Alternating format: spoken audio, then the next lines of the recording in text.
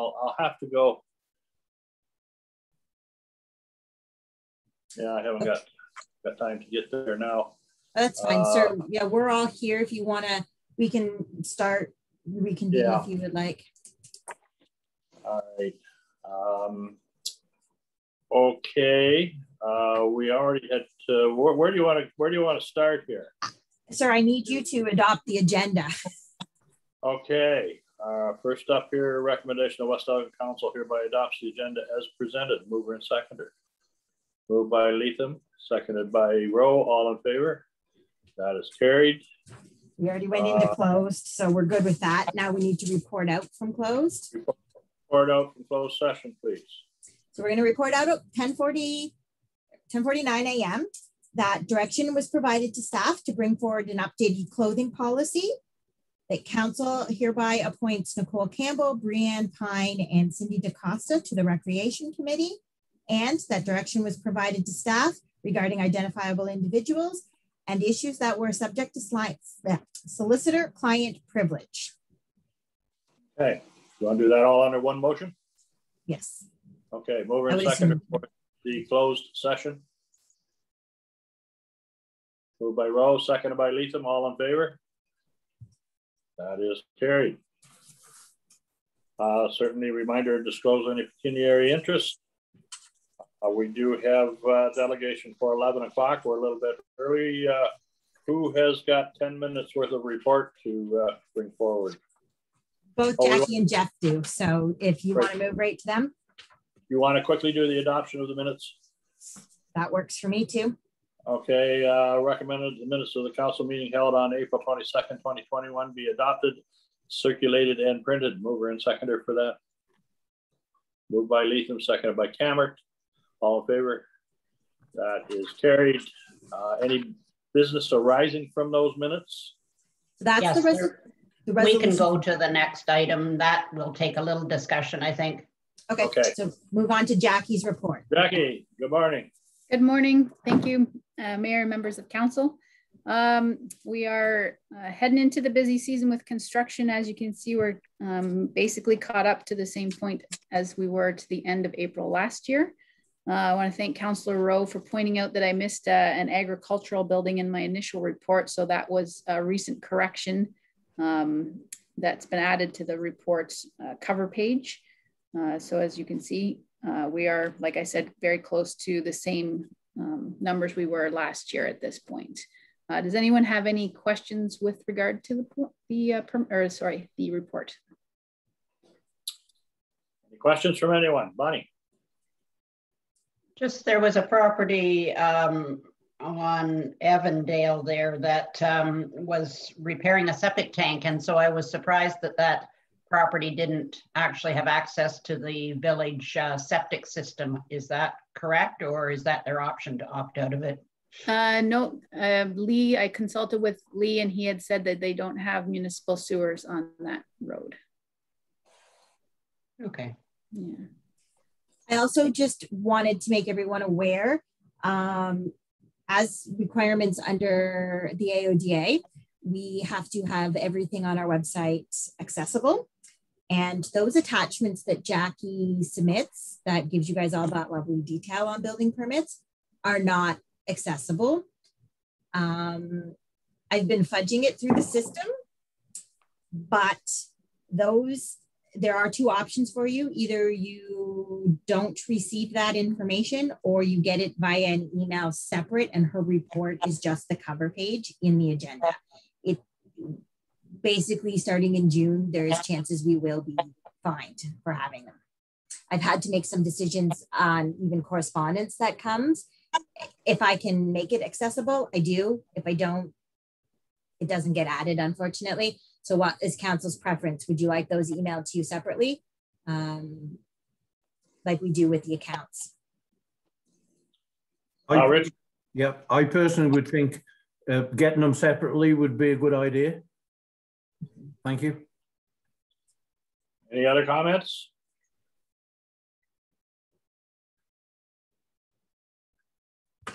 Bonnie?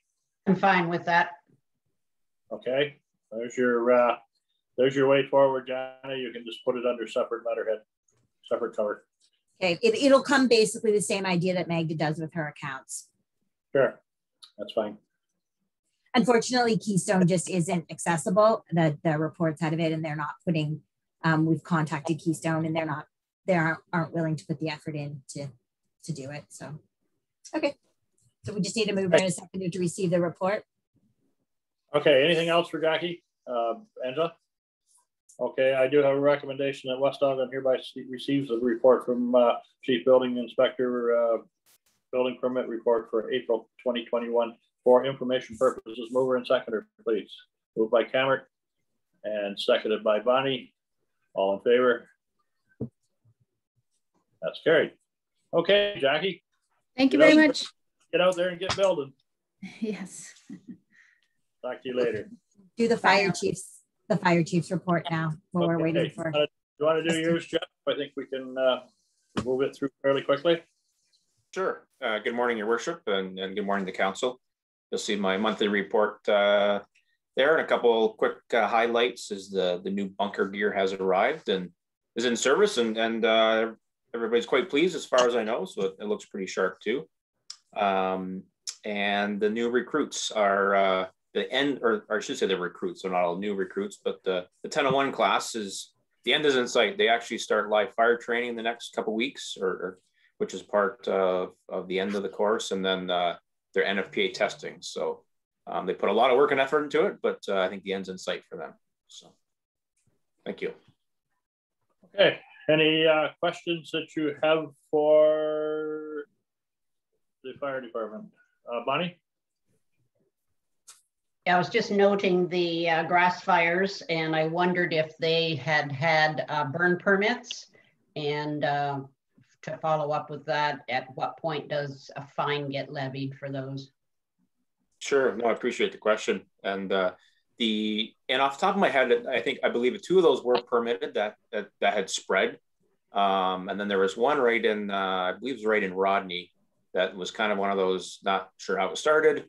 Ended up being a small fire. So there was a bit of a mix there. It has quieted down nicely. I know in March and the first part of April, we were quite busy with grass fires.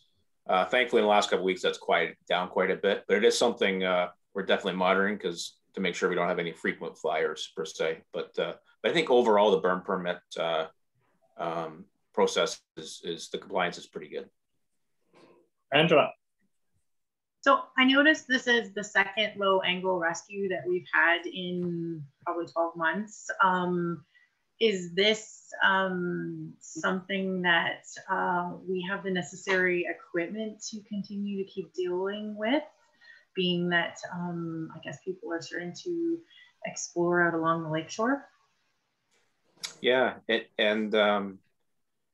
so two notes there. I guess we've had recently we've had some firefighters certified in NFPA 1006, which includes that low angle rescue.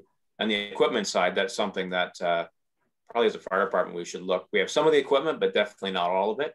And when you get into some of that specialized rescue equipment, there is some considerable pricing and training behind it. But it's definitely something, the low slope angle, that we can make sure and possibly purchase or budget to purchase some additional equipment going forward.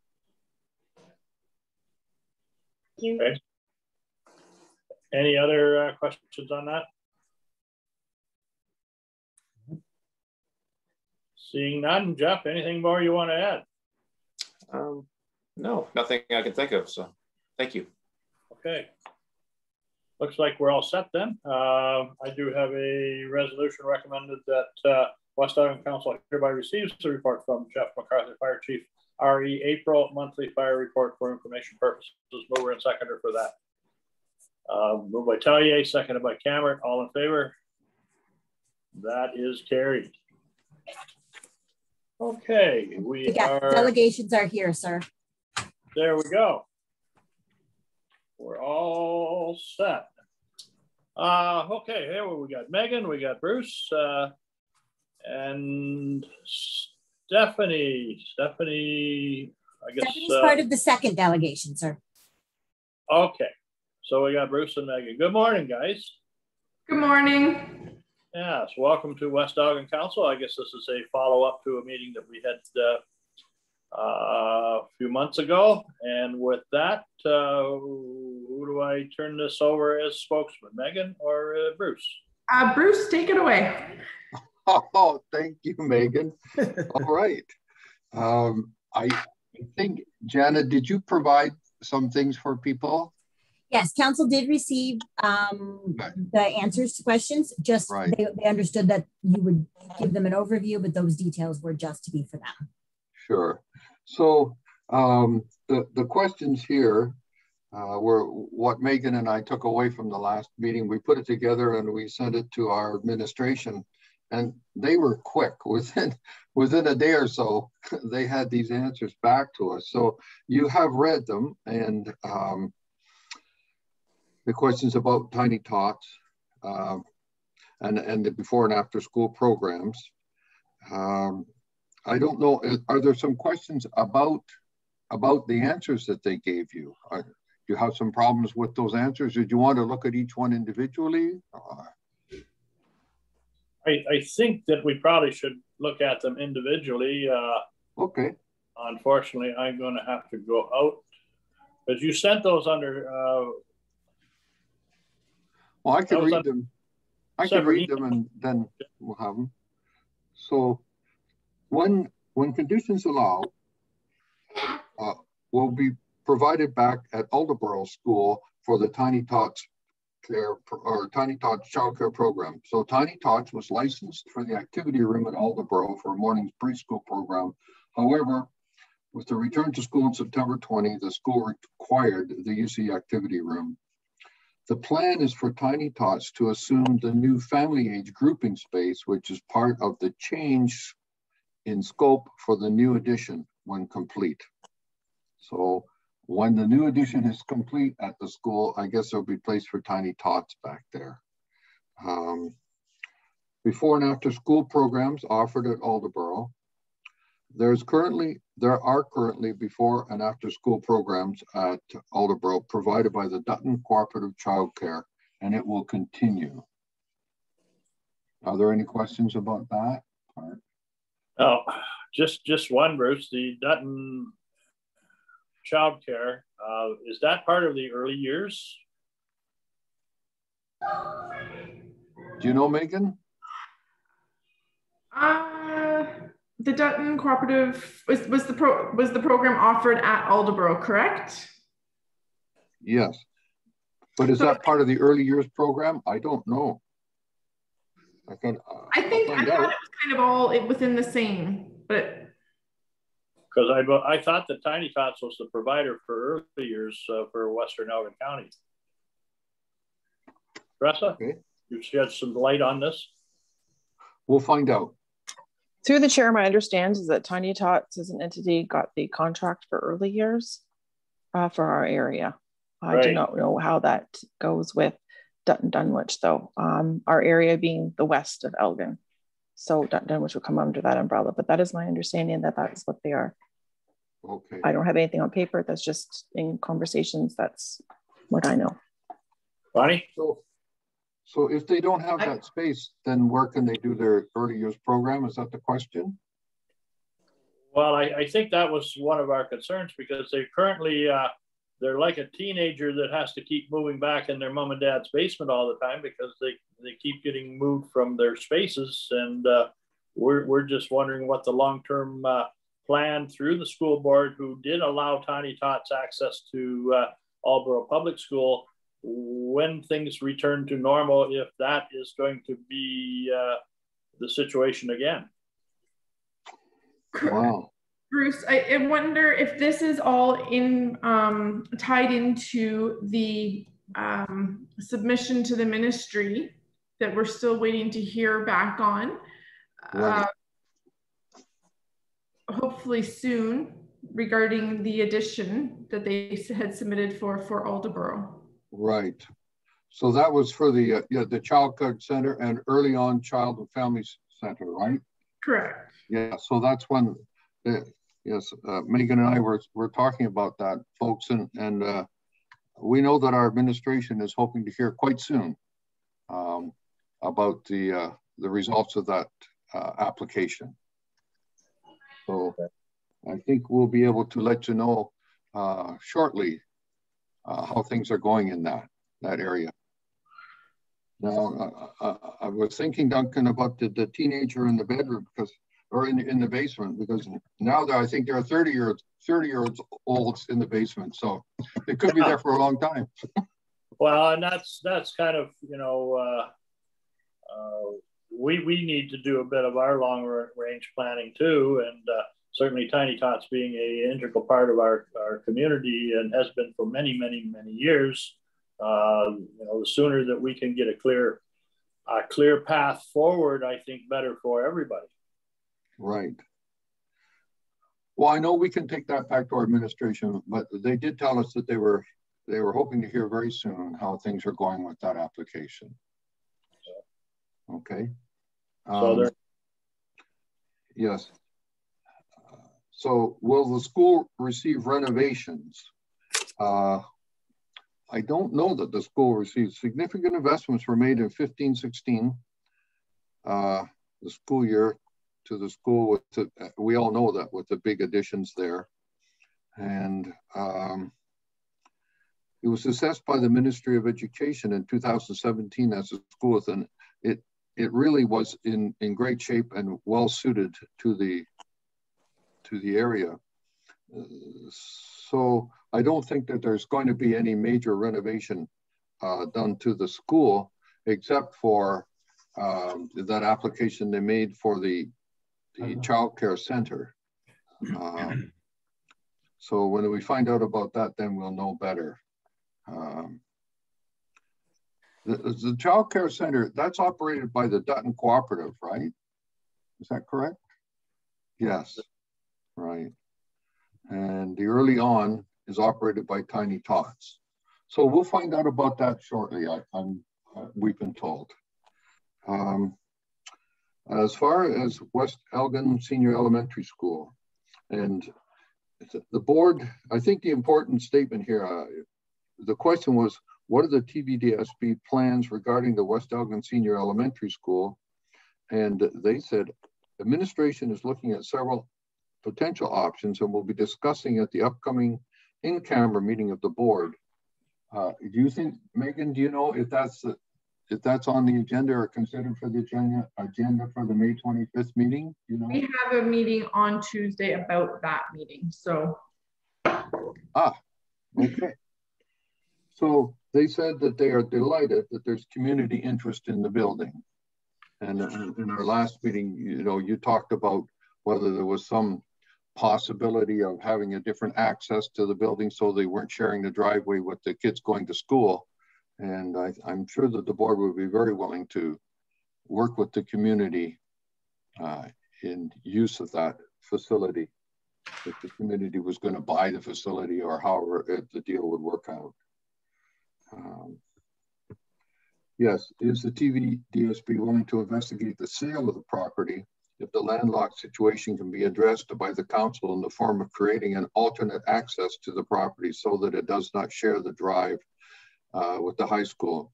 And their answer was TVSD is willing to explore any options that would make severing the property a more viable alternative. So I think what needs to come out of here is this meeting that we've got with Megan going back to the board level, is that it's difficult for us as a municipality to put forward any proposals when we really don't know what the end game from the Board of Education is. So I would think that it would be behooving on them to make a decision what they want to do with the building, and then supply us with what would be required to accomplish that. And then that's how we move forward on it, because there's no sense us leading the charge here, because we're not the end owners of the building. Right. Well, we can take that back. Yeah, well, we can. Yeah. It has to start somewhere, and it is the school board's building. I have gone through this process before with the with the separate school in Rodney that, you know, the decision that was made was no decision, and then the building over a good number of years just completely deteriorated till it was absolutely worthless to anybody. And then it ended up just being put in a pile of rubble, and you know, possibly opportunities were lost by indecision. Mm-hmm. Which is unfortunate. So looking at their answers, and these came right from the associate director, is that we are delighted that there's community interest in the building. If the board were to sell, it would be governed by regulation 444-98, whereby the municipality would have a preferred option to purchase the building. So the municipality gets a preferred option, and they're willing to explore anything. So it sounds to me like there's a great willingness on the side of the board. Perhaps we have a really good planning department now. Megan and I have been part of a group that we've hired quite a few people into that area, and perhaps it would be worthwhile having somebody in your planning department talk to them. Does that sound like it would work for you guys? Another thing I was going to mention, which kind of comes down into the next section, but granted it's not until the fall, but there is going to be consultation with our communities through the Rural Education Task Force, which I think we kind of touched on last time we met. And we're really hoping through the task force to have some real, you know, back and forth dialogue with our communities and on specific issues like this.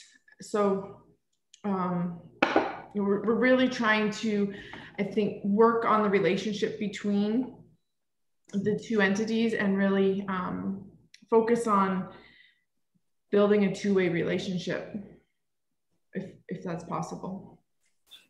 Sir, Councillor Tellier has her hand up as well. Okay, there you are, Tress, go ahead. Thanks so much through the chair. Thanks for joining us again, Megan and Bruce, at our council meeting. I'm just wondering, as you spoke just now about the rural task force, Megan, wondering how we can hear more about that and exactly what's going on with that and when their meetings are, or even if we're allowed to be privy to that.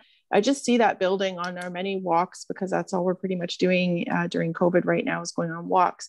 When I was walking in the park there, I took a little deviation and went around the school and looked in the windows at all the fans that are going and everything going on with that building. And I just see so much potential. I've had many different agencies in the area talk about the potential, talk about how we could have a community center in there with something for the seniors and something for the youth, a youth group, something, anything, because as you know, it's like a pit and then it's all the classrooms rotated around that pit that are kind of like a cog off of it. So it would be really great if we could actually see an outcome and not see a building be torn down in our area. It's beautiful property, has so much potential, and sitting on it and just waiting for the bureaucracy to go through is super frustrating. So anything that we can do, I'm up for that. Education is super duper in my heart to get you going on that. I'm here. Email me, call me, anything you need. A voice for the community, anything, because I just can see so many people collaborating for that building if and when you could offer it to the community in some manner. Thank you. So trying to answer some of those questions, remind me if I've missed some. But so the Rural Education Task Force, we typically meet the first Monday of each month. So our next meeting is coming up in 3 weeks, I believe, 2 weeks. So we have, it is, so I think your current members for the County of Elgin is Mayor Martin. I believe, I think she gives updates. Am I wrong? No, she does. She does. Oh. Yep. No, sorry, I'm meaning to council. Does she give updates? Oh. I guess just to jump in here now, is this the result of the resolution from Zora Township? That has come out of the rural task force. Oxford, Middlesex, and I believe now Elgin everybody has endorsed the same resolution. Right. Okay, so now that I know that we're talking about the same issue, we discussed this at County Council on Tuesday, and from Elgin's perspective, this is going to be administered through Julie Gagnon, our CAO. So certainly there'll be more information coming forward. There was a request to be able to hold a public meeting when we're allowed, quite possibly later on this fall, to bring people together to have these discussions. I think the request from Mayor Martin was that if West Elgin was agreeable to provide a space somewhere to have these meetings, it would be a great benefit to the overall project. I think that's the only thing that's being asked of West Elgin, and if we were agreeable to that, if we could just send a note off to the CAO at the county through our CAO that let us know when these meetings potentially are being scheduled. That's all that I can say is required from West Elgin right now, and I think that we can accommodate that. I know they're holding one in Malahide, they're holding one in Central Elgin, and wishing to hold one in West Elgin. So that would be wonderful. Thank you. That is our hope, is that we are able to, just because we're such a sprawling county and not having to ask people to travel too far, to have one, in the east and then the west, and then also in the center, and really have some really good communication with our different areas and our constituents to just get some feedback. I mean, obviously the way things operate here is different than how it operates in different areas of Thames Valley, and we're just trying to really put together a report for the board on what we need in our rural areas. So that makes a whole lot of sense. Anything else that you need to add, Bruce? Or I just wanted. Sorry, thank you, Duncan. I just wanted to mention that the next Rural Education Task Force meeting is scheduled for June the 7th, Monday, June the 7th at 5:30. We do it through Teams, don't we, Megan? Mm-hmm. So if there was someone who wanted to attend that meeting virtually, or more than one person wanted to attend it, I'm sure we could make arrangements for that. Am I right in saying that, Megan? Would you agree with that? I'm sure that we can, absolutely. Yes. So perhaps you could let me know, or let Megan know if you wanted to be to attend that meeting virtually. Certainly Sally Martin will be at it. She's been at them all, and so has the mayor of Zora, Marcus Ryan. But and Adrian Corneliuson from Middlesex. Right. So I can send it. Sorry, Bruce. I can collect information from our counselors if anyone wants to attend, and I'll send you and Megan an email. Does that work for you? Absolutely. Great. Yeah. Okay. Yeah.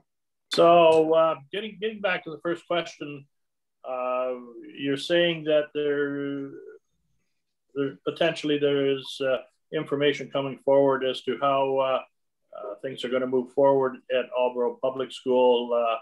Along with that information, will there be some type of diagram or something that shows just exactly what is proposed?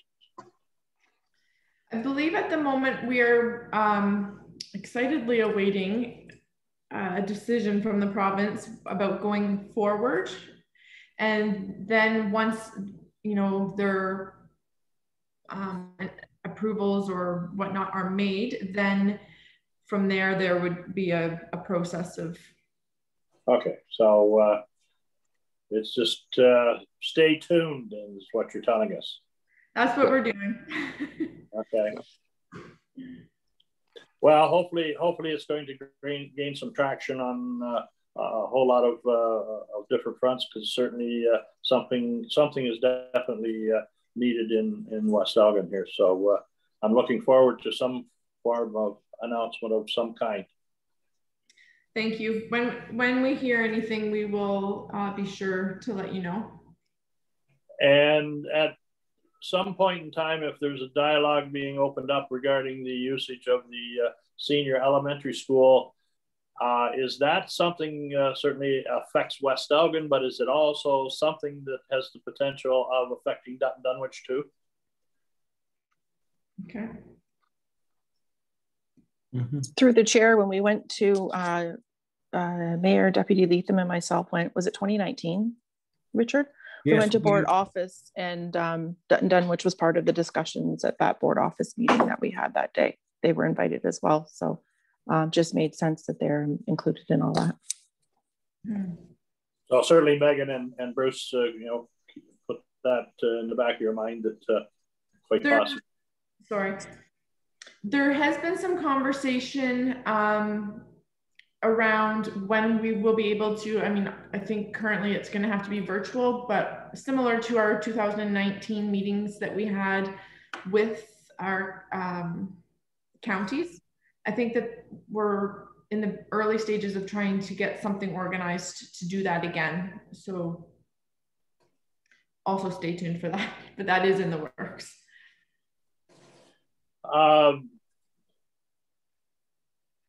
Keeping in the back of my mind, you know, there's been a tremendous amount of residential development happening in Dutton Dunwich, and certainly in West Elgin here now, we're getting interest in increased residential development. Is that going to impact the capacity of our schools, the more people that move into our communities? And is that something that the board's looking at closely? Well, if I could say, of course, it will influence the capacity of the schools. I think it's not a crisis situation yet. There are some schools within Thames Valley, one that Megan and I toured in London, that has 18 portables in the backyard. And you know, when they put all those portables there, it doesn't mean that there's more washroom space, and it doesn't mean all the other facilities are more of them. They're just more kids. So we are pretty good in Elgin as far as space in schools. We have trouble at Kettle Creek because it's over capacity, but for the most of what's going on in Elgin, we're in pretty good shape, especially compared to some other areas in the board. But you're right, Duncan, it does really affect the enrollment at the school, and the board will have to look at it as it occurs. Yes, Megan?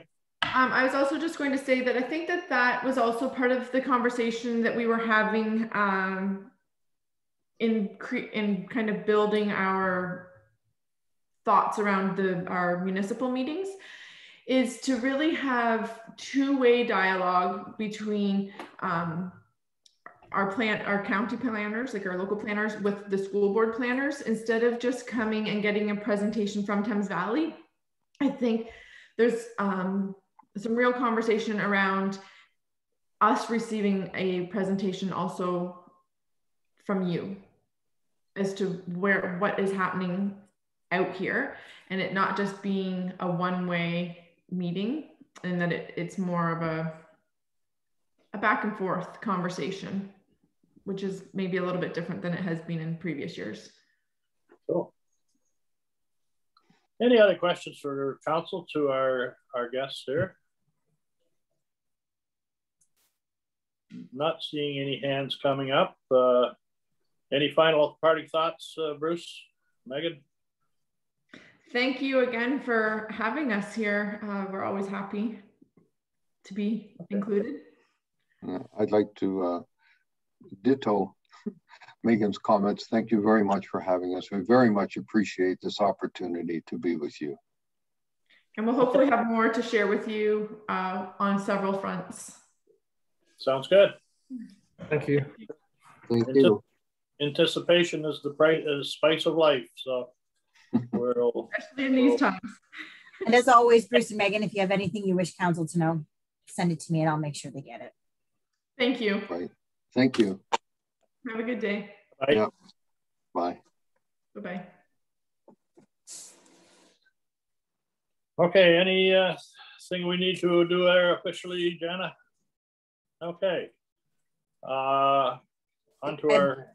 I believe everyone's here for our next delegation. We're a few minutes early. Diane, are you okay with that, or would you like us to wait?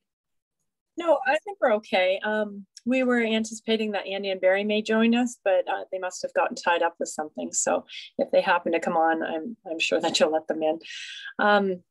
But Stephanie Skelding, who is our other health promoter systems navigator, is with us, and the other Diane Arsinovich is actually Megan Harvey. She's our student that we've hired through the Service Canada summer grant program. So she'll be with us for a 7-week period of time, and she's going to help us in the health promotion team with some of the work that we're doing. So I just wanted to say thank you for this opportunity to come to council and kind of talk about the community garden. I know we talked about that a while back, and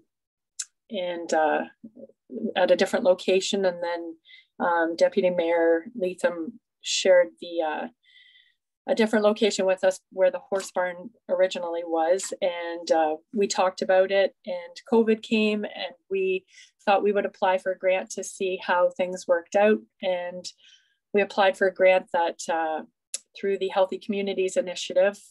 We asked for $89,842, and we received $20,000, which was really quite a lot less than we had hoped for. Of course, we asked for the highest amount that we could think of, including everything that we had thought about possibly putting in that space if we were able to get the space. So I know there are some questions, and I think by looking at the grant, we were just waiting today to get a final number for 10 raised beds, which of course with the price of wood is much higher than we had anticipated. So we're at the point where we're thinking if the space is granted to us through the municipality, that we would have to probably begin the process with a bed in ground as opposed to a raised beds at this point, and then go back and apply for further funding to continue to expand the garden if that was something that council was willing to let us use. Okay. Any questions council has regarding this? Richard? Yeah, I'd just like to say, I think all council can remember when we discussed this, and in actual fact, when those horse barns came down, and this was brought up about this garden area, it seemed like to be the perfect spot with a car park in there, already a public sort of space. You know, the houses around it was used to the horse barns and activity going on all the time, which it would be far less if it was a garden. So it catches the sun in the morning and shade in the afternoon. I think personally it's the ideal spot, and I'd really like to see this go forward. So I'll put it over to anyone else that wants to speak. Bonnie? Yeah, I think it would be a great use of that space. I wondered if you would need to fence it at all, or is that an issue in terms of your 20,000 would cover that? If I may speak to that, we did put in for fencing of the whole space, and the quote that we received was $10,920. Of course, we'll have to firm up those quotes. It would be a chain link fence. We'd have to firm up the quotes, but that kind of gave us a bit of a ballpark figure. So that leaves us with another little less than 10,000. But like I mentioned, we've kind of, if you'd like, I can kind of list the items that we're considering using the 20,000 for, if you'd like me to do that. No, that's all right. I just was trying to picture it in my mind, how it would look and how to protect it. And Sir Teresa has her, sorry, Sir Teresa has her hand up. Oh, there you go. Okay, Teresa, go ahead. Go ahead, Richard. You wanted to continue with something, it looks like. Well, all I was saying is, you know, due to the grants and COVID and everything else, you know, it's clear to me that this is, you learn to walk before you can run, and that's exactly what they're doing. They're doing what they can afford, and at least it's starting the project off. Okay, thank you. Dress? Yeah, through the chair. I've had several people before even knowing that their health center was thinking about going on with this that have approached me about youth, what they can do in the community, how can we engage them? And a lot of people have the idea about a community garden already. So that's great that we can direct those people to this initiative. Partnering with our local agencies is paramount. Like it's the most important thing we can do as council to all work together to make our community better. I mean, we're elected to do this and do this service for our community. So that's great. Congratulations on the 20,000 that you received.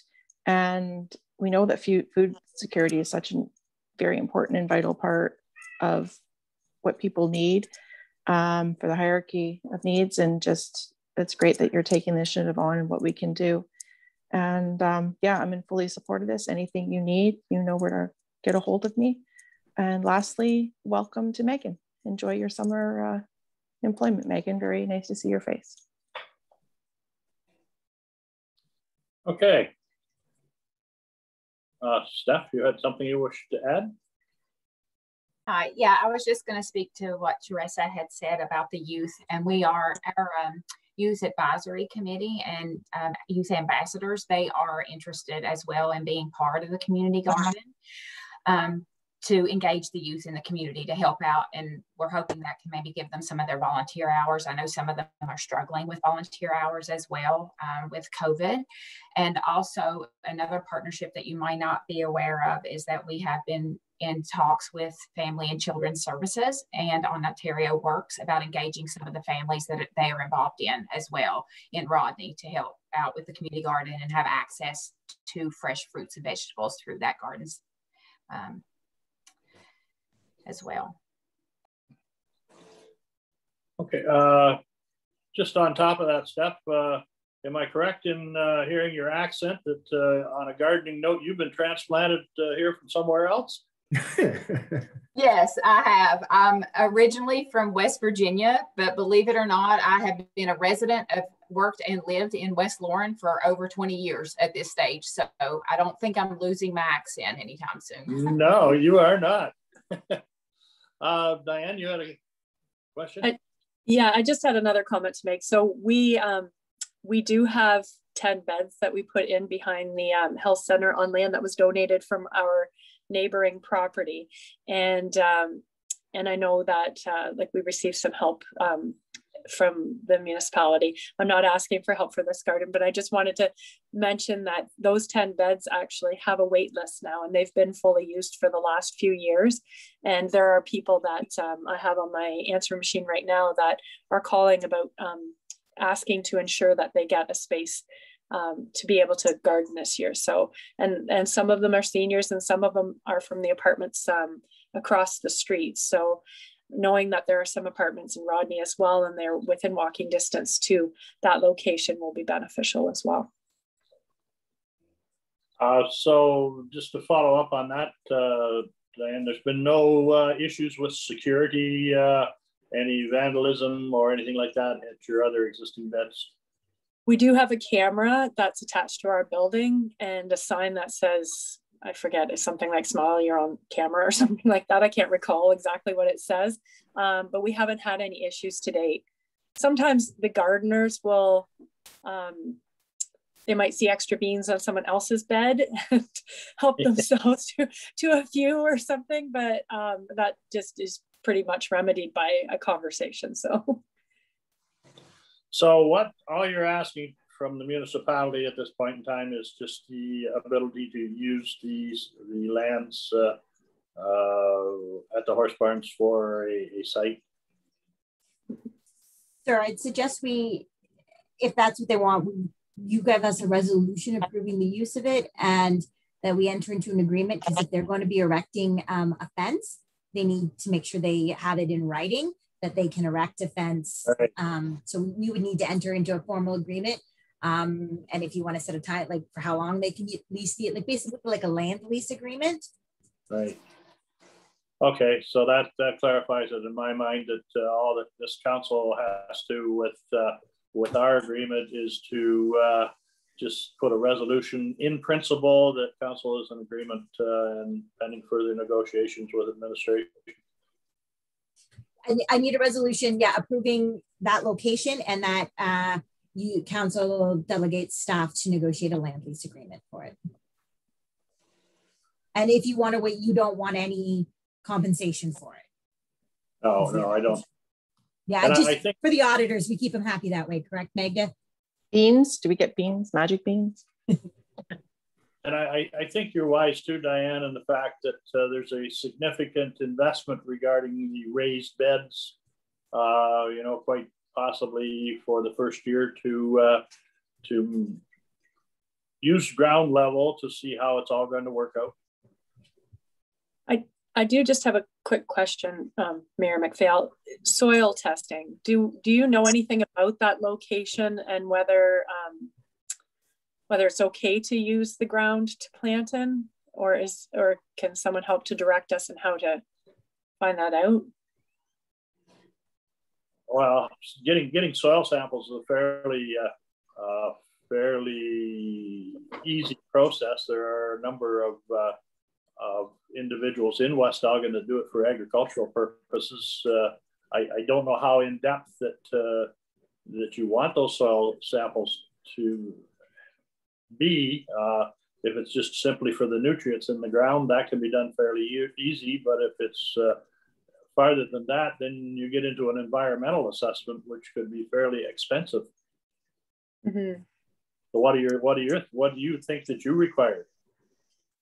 I'm not 100% sure. I just didn't know. I know if you're digging into the ground and you're planting into the ground, and if it's public that's doing it, I'm not sure. Like if there are any concerns. I know the location has been a horse barn for how long? Like forever? For a long time. I'm sure it's probably well fertilized, but I'm not sure if. Well, Richard? I'm fairly sure that one or two little test holes will give you the depth of the topsoil and make sure that there's no concrete or anything buried underneath that grass. So I would imagine that would be quite easy to do. And, you know, I would even go and dig one or two test holes just to see that there is enough topsoil there to do a garden. Okay, I appreciate that, Richard. What are your thoughts on this, Lee?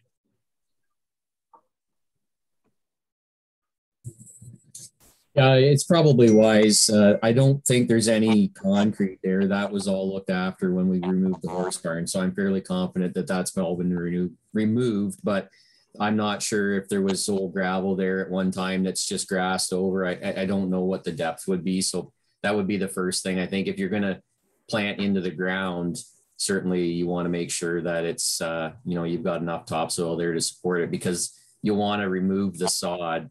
You don't want to work the sod down. That would have to be peeled off. Otherwise, you're just going to have it continually growing up through. So that's probably that would probably be the first priority. And you'd likely want to remove the sod down the road if you're thinking about raised beds with the stone dust like you talked about in your email. I think you'd want to remove the sod even for that operation. So it's going to have to go either way. Just to put an end to the conversation here, I think that there's a consensus from council that, that we are agreeable in moving ahead with this. The devil is going to be in the details, and that's something that's beyond our scope to be able to handle here today. So to be able to move this forward, is council comfortable with giving direction that staff proceed with coming up with an agreement with the Community Health Center regarding community gardens? I so move. Well, I have a resolution, sir. Would you like me to? Sure, I would love that. Well, the West Elgin Council hereby directs staff to enter into negotiations with the West Elgin Community Health Center for a land lease for the grounds where the horse barns were previously located and the Rodney Recreation, near the Rodney Recreation Center, as a community garden for no consideration. Okay. Covers us with the auditors as well. So moved by Richard, seconded by Bonnie. You got a question, Bonnie? Yeah, I was just going to suggest that they might want to see in that agreement a multi-year arrangement, just because they're putting up a fence.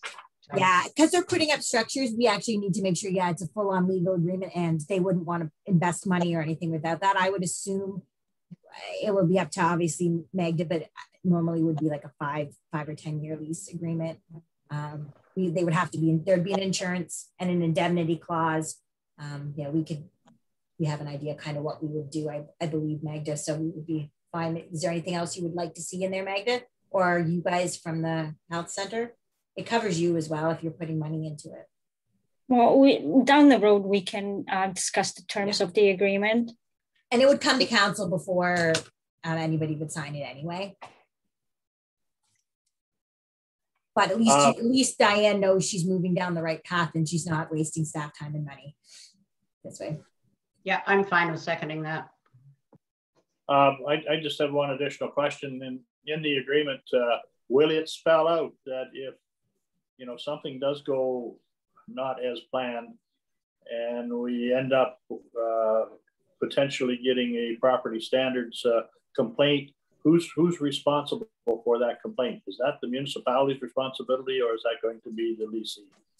If we give them a lease, they are generally in any sort of lease that I've ever seen, the leasee is responsible for all property standards.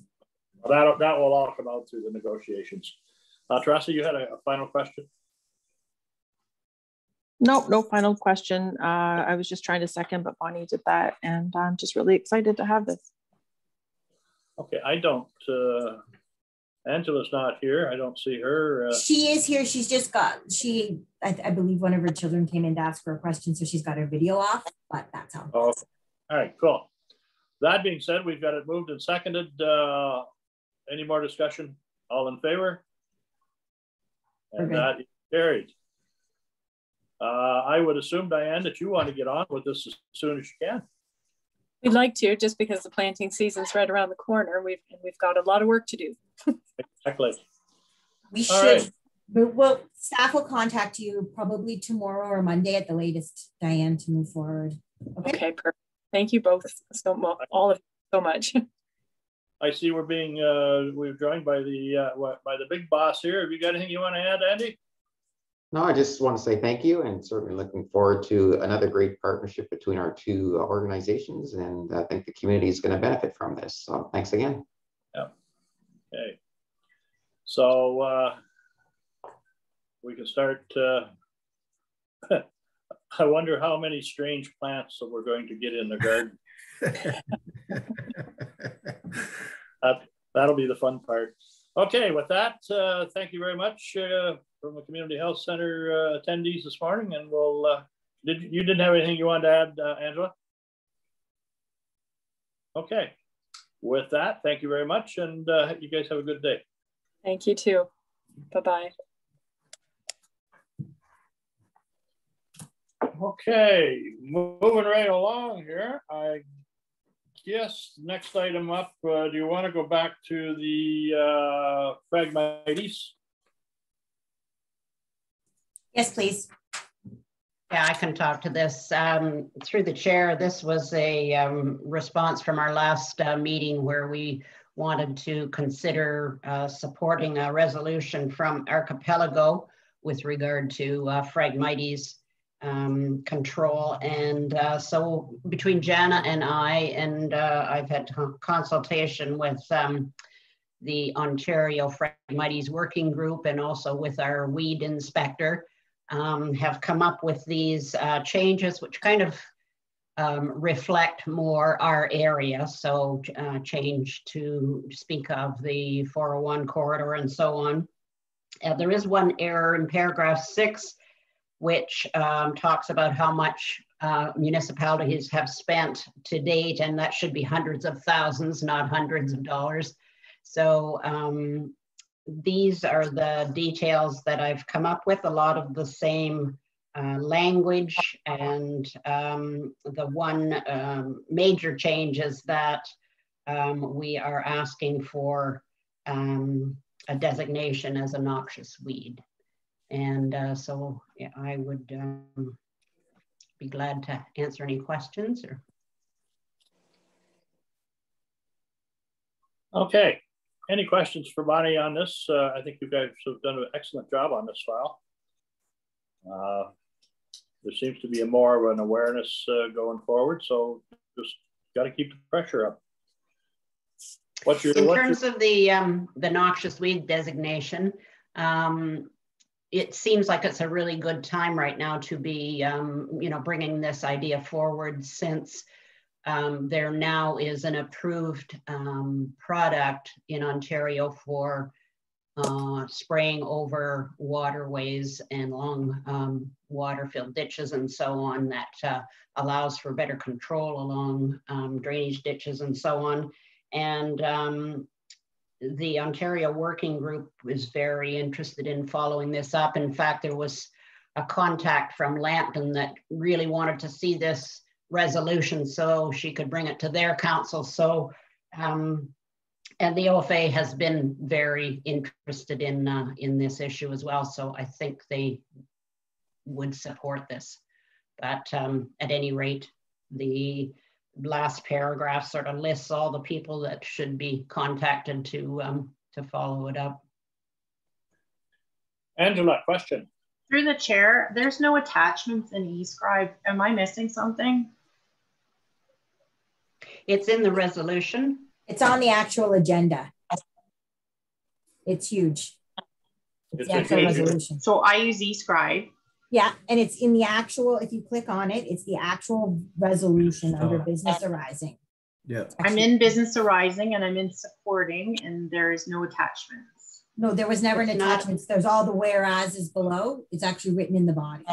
There's nothing. There's nothing. It just says support the township of a regular fragmenting resolution, and there's nothing. Oh. Oh, okay. Well, I can send it to you. I'm not reading anything. Yeah, well, it's about 2.5 pages. Pages. A lot of whereases. Yeah. No, I didn't read anything. No, there's no point. Let's not delay the meeting. Okay. It was the Township of Archipelago resolution. It just amended it to basically the amount of monies that we've spent, made it a little more. There was about 4 different small amendments, asking it to be declared a noxious weed, understanding that it doesn't recognize political boundaries, and it be sent to all of the municipalities along with some members of parliament. It should be on your agenda cover page. I'm surprised you can't see it. I'm not quite sure why that's happening. What's your pleasure here, Madam Clerk? Do you want that? I need a mover and a seconder, unless Angela would, yeah. That's what I need. Mover and seconder, but you want the whole resolution read? It does not have to be read because it is on the agenda package and it's quite long, but if you would like me to, I can read it because it is a lot. Well, I think it is a lot to read, and I think if we can not need to do that, that would be great. Bonnie, you had your hand up. You wish to move that? Yeah, I'll make a motion that we accept the resolution as submitted with the one correction that in paragraph 6, Yep. Should read hundreds of thousands of dollars spent by municipalities, not just ours, but municipalities in general. So I would move that resolution. I'll second. Okay, we have it moved and seconded. Again, I think it's a very, very good resolution and quite timely. All in favor of it? And that is carried. Okay, we will now move on to, I believe, Lee's report. Yep.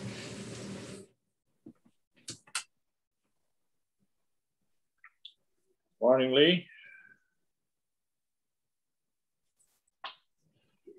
Good morning, Mr. Mayor. All right.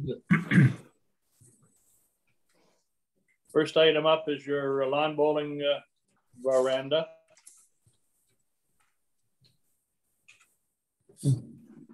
Yep. So the general. Sorry. No, it's just general report. General report. Okay, I'm too far down the list here. Okay, go ahead, Lee. Yep. Thank you. Good morning. It is still morning.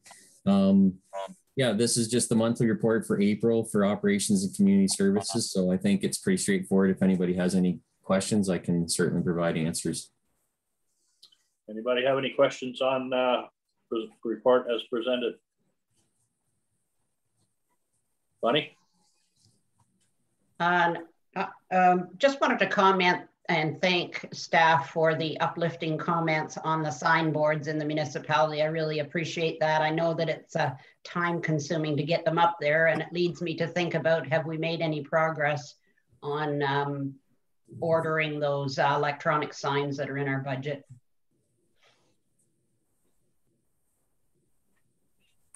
Yeah, unless we think to jump in. I can.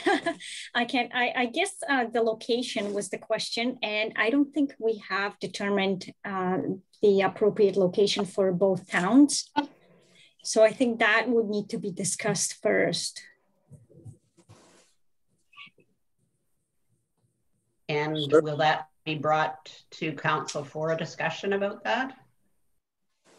I guess initially we had some ideas that we've discussed with council. I think it was just a verbal discussion. There was no formal report, but I guess we can bring that report for the next council meeting with options. I imagine.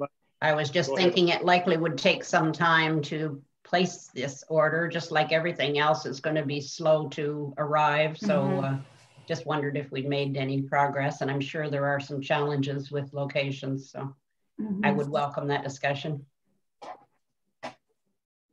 Is there anything, Lee, that we need to do with the reconstruction of Rodney to make sure that conduit is in place to be able to hardwire these signs?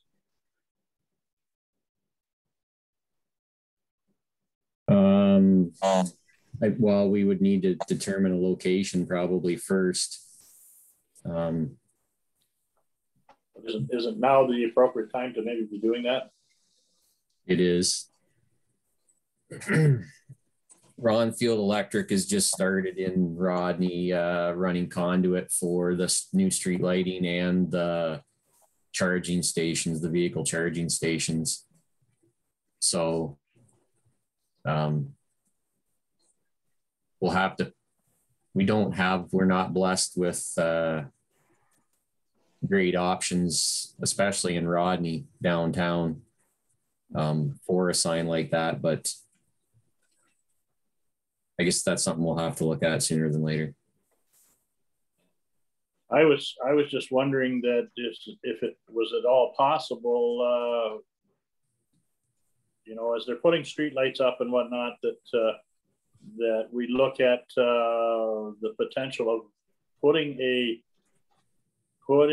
message board up on a pole, you know, out of the way and in front of maybe the post office or something like that. It'd be over a sidewalk, wouldn't there? There might be some more issues with something like that over a sidewalk than. Well, I think that can all be taken care of, but We have balconies over top of sidewalks. I think it's something that we have to dive in, and our time to be able to do that is the windows closing.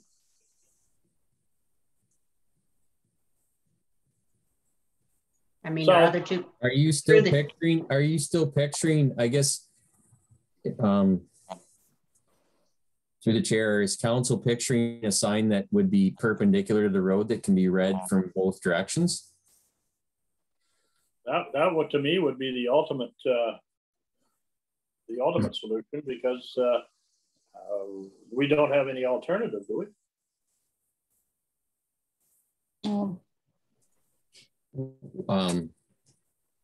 Well, we have alternatives if it depends on how we orientate the sign. If we have it perpendicular to the road where you can read it if you're traveling in two directions, then certainly that's a bit more of a challenge than if you have a sign that's one-sided that faces the street.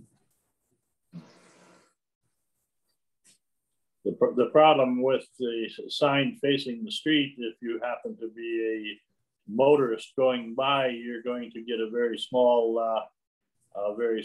snippet of what the sign is trying to relay to you, as compared to a face-on.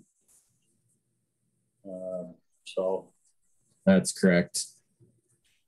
It would be nice if we owned some property that the sign could be put. We really don't own in Rodney along Fernville Road. We really don't own any property to speak of behind the sidewalk. Or, well, so that creates a challenge in putting a sign perpendicular. Okay, Trent, have your hand up. Thank you, through the chair. So I'm thinking with Mayor McPhail's talk about having something hanging more off a light post, it'd be difficult for motors to see. I'm thinking wind issues and insurance might be. I'm just thinking of the south side restaurant sign. When it's windy, that thing is really nervous, makes people nervous, and other signs that are moving around like that. And we do get wind, as you know, winds that come up quite a bit because of the lake. So it would be great if, as Lee said, like somewhere in the main area. Ideal would be obviously near the town hall or that center part. But as you said, we don't have anything. Could we not really lease land, but ask for who owns that parking lot between the old Stemmons building and the town hall to have it kind of jutted out? Or I'm just trying to think of, that seems like the most logical section of town to have it in. And then to get off the sign issue just for a minute, I just want to thank everyone for their work on Saturday with the social distancing and the trees that they gave away. It was really successful. We arrived at 10 after 9 and we were almost parked on the road. There were so many people. So you guys did a great job. I have a couple residents asking if there's any leftover trees. Okay. At this point, I have a waiting list. Oh, wow. There were 58 trees that weren't picked up on Saturday by residents that forgot. We contacted all of them. I'm not quite sure how many are left. I think Lee's doing a check, but maybe a dozen. Yeah, I was gonna say we had. I know there's some pickups scheduled for today. Everybody. Hot commodity. Yeah, everybody was. Everybody was so thankful that we contacted them that they forgot, and we didn't just give them away. But yeah, pretty much everybody's.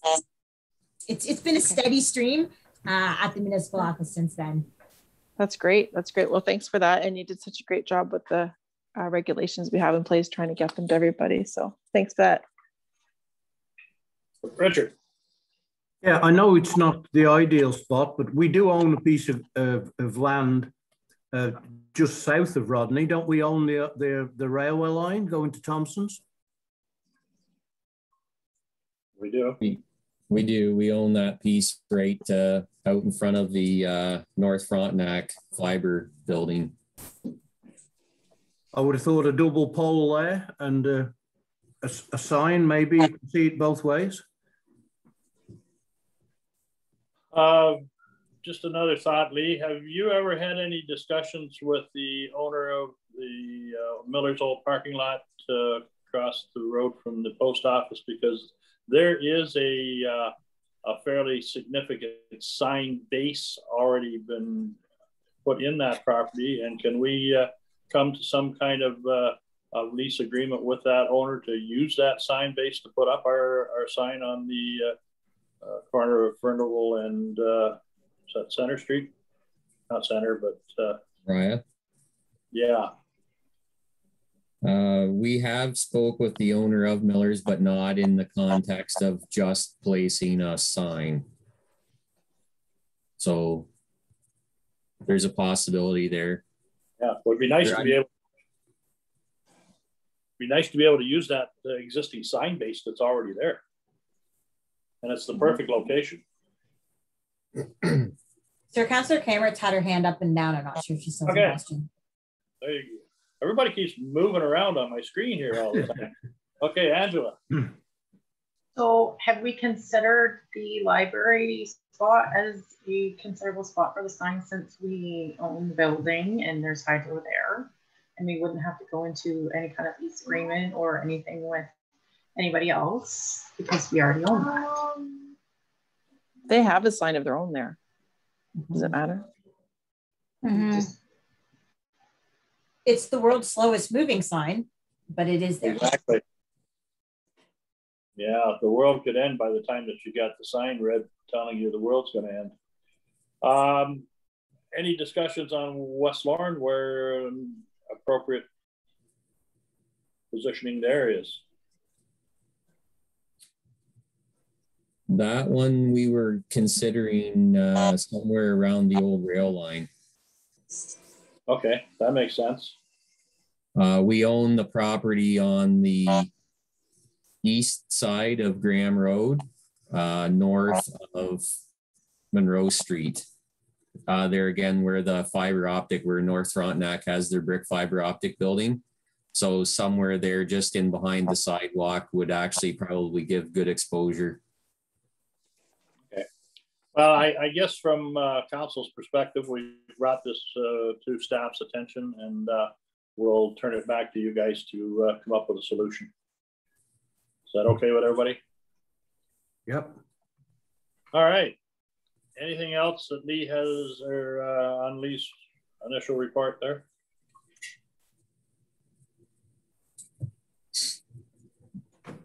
Seeing nothing.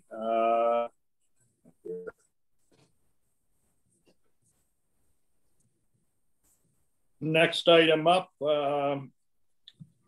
we need a recommendation that West Island Council hereby receives the report from Lee Gosling, Manager, Operation and Community Services for information purposes. Mover and seconder for that. Moved by Leatham, seconded by Tully. All in favor? And that is carried. Lawn bowling, I guess, is the next item up, Lee. Yep, through the chair. So this was the lawn bowling clubhouse in West Lorne at the Lawn Bowling Greens. I believe this was started back in 2019. This was identified, and then COVID came around in 2020 and it wasn't able to be done last summer. But the veranda, the old porch roof on the lawn bowling clubhouse needs to be removed for safety purposes. So there was, at the time, it was decided that there needed to be one put back in its place. So because it's a public building, we had engineering company do drawings for the new veranda. So we've used those drawings. We put an RFP together, which was advertised late March, early April. It closed April the 9th, I believe. And we had one submission on that. And that was from Weeks Construction of West Lorne in the amount of $17,860 to complete that work as per those engineered drawings. So we do have $20,000, or there is $20,000 in the capital budget under Parks and Recreation this year for the completion of that project. Therefore, we would recommend to award that contract to Weeks Construction. They are the same company that built the pavilion in West Lorne at Miller Park. Okay, Bonnie? I'll so move that resolution. Angela, question or? I'll move it. I just, he'll complete it this summer, I'm assuming. Sorry, Was just it going to be completed this summer? Yes. Yeah. And can you will second that then, Angela?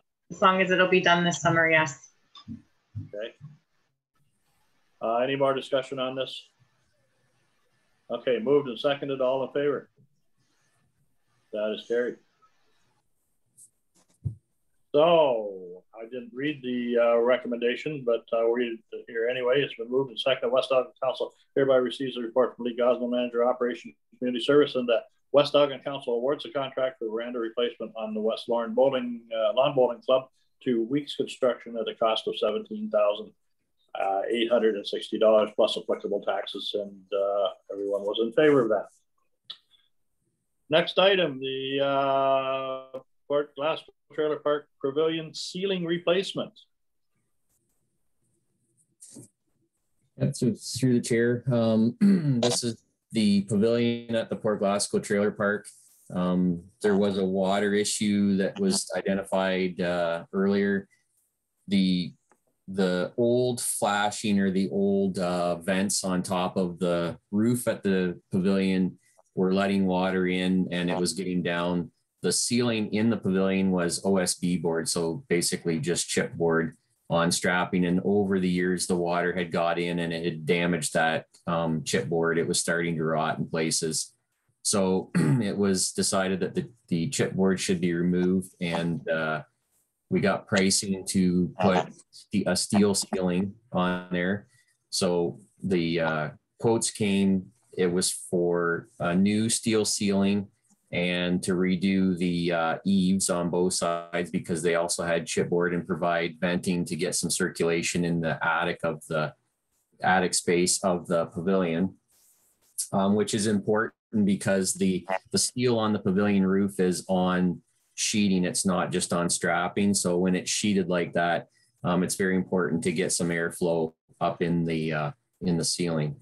So we figured the wiring at the pavilion is also quite old, and it's kind of been cobbled up over the years. So when the sheeting is off before the new ceiling goes on, now is the time to redo the wiring.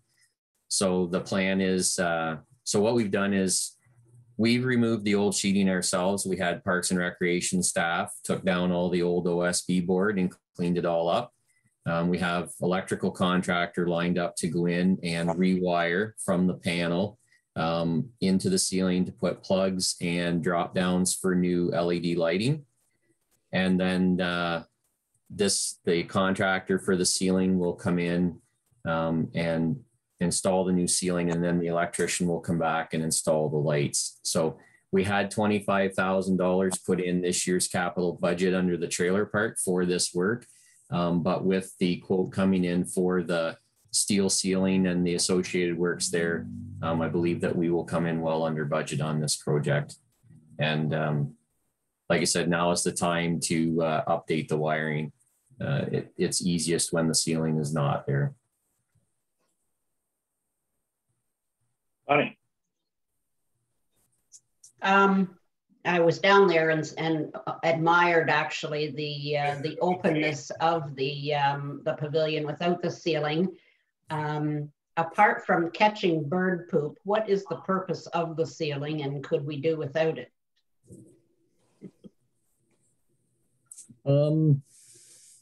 So the ceiling itself provides no structural benefit. I would say that the big drawback there is, you said it, it's the birds.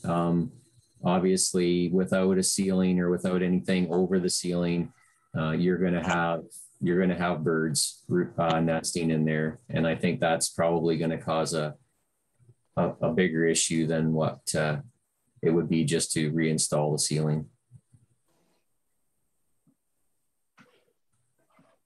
Richard.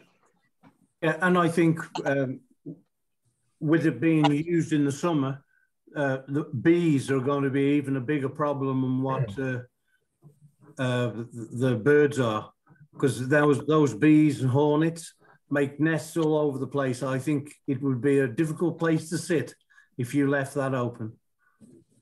With the white steel ceiling, it's also going to provide, if the pavilion's being used after dark, it's going to provide better lighting as well underneath there. We've got quite an interesting pavilion out there. We're talking about the birds and the bees and all the that go on there. I might take a drive out after lunch. What's going on? I thought that went away when we took down the grandstand. Yeah. I think, Jana, have you done any investigation on the historical significance of that pavilion? So Bonnie's done a bit more research than I have. We've done it of the dance hall specifically. I don't know of any mentions or even any of the photos until probably the 50s or 60s where that actual pavilion is up. We found lots of photos from way before, but nothing that shows that pavilion, more the dance hall. Because don't forget, at one point that dance hall was quite a bit more open than what it is now. Right, but I keep hearing bits and pieces about the significance of that, and I think I've been told it's 100th anniversary of that pavilion. The dance hall. It's the 100th anniversary of the dance hall. Yeah, Bonnie and I contact the archives, but Bonnie's done most of the research. There's quite a history of the dance hall, and at that point, it was actually called a dance pavilion, which is probably the confusion. So what? Is there something or anything? And again, we're stuck in this COVID deal. Who knows when that's going to end? But so there is a small committee from the Port Glasgow Trailer Park people, of myself, right, Bonnie, and one of the other committee members. I just sent out an email this morning. The three of us might get together, but I think at this point we might delay it a year because we've done the research, but without people seeing it and getting that stuff, that's kind of the idea. But we would like to do a celebration. Okay. Bonnie may have more information. Yes, Bonnie. Yeah, just to add to that, there is a little bit of a discussion about when the actual 100 years is. According to Norma Snickenbridger, it's next year. So that being said, I don't think there's any big rush to, like, the only thing that we really could guarantee this year is some sort of media attention, but it would be so much nicer to have, some dancing going on and some food and so on. So that's what my recommendation to the committee is going to be, but we'll have a meeting before too long to talk about that.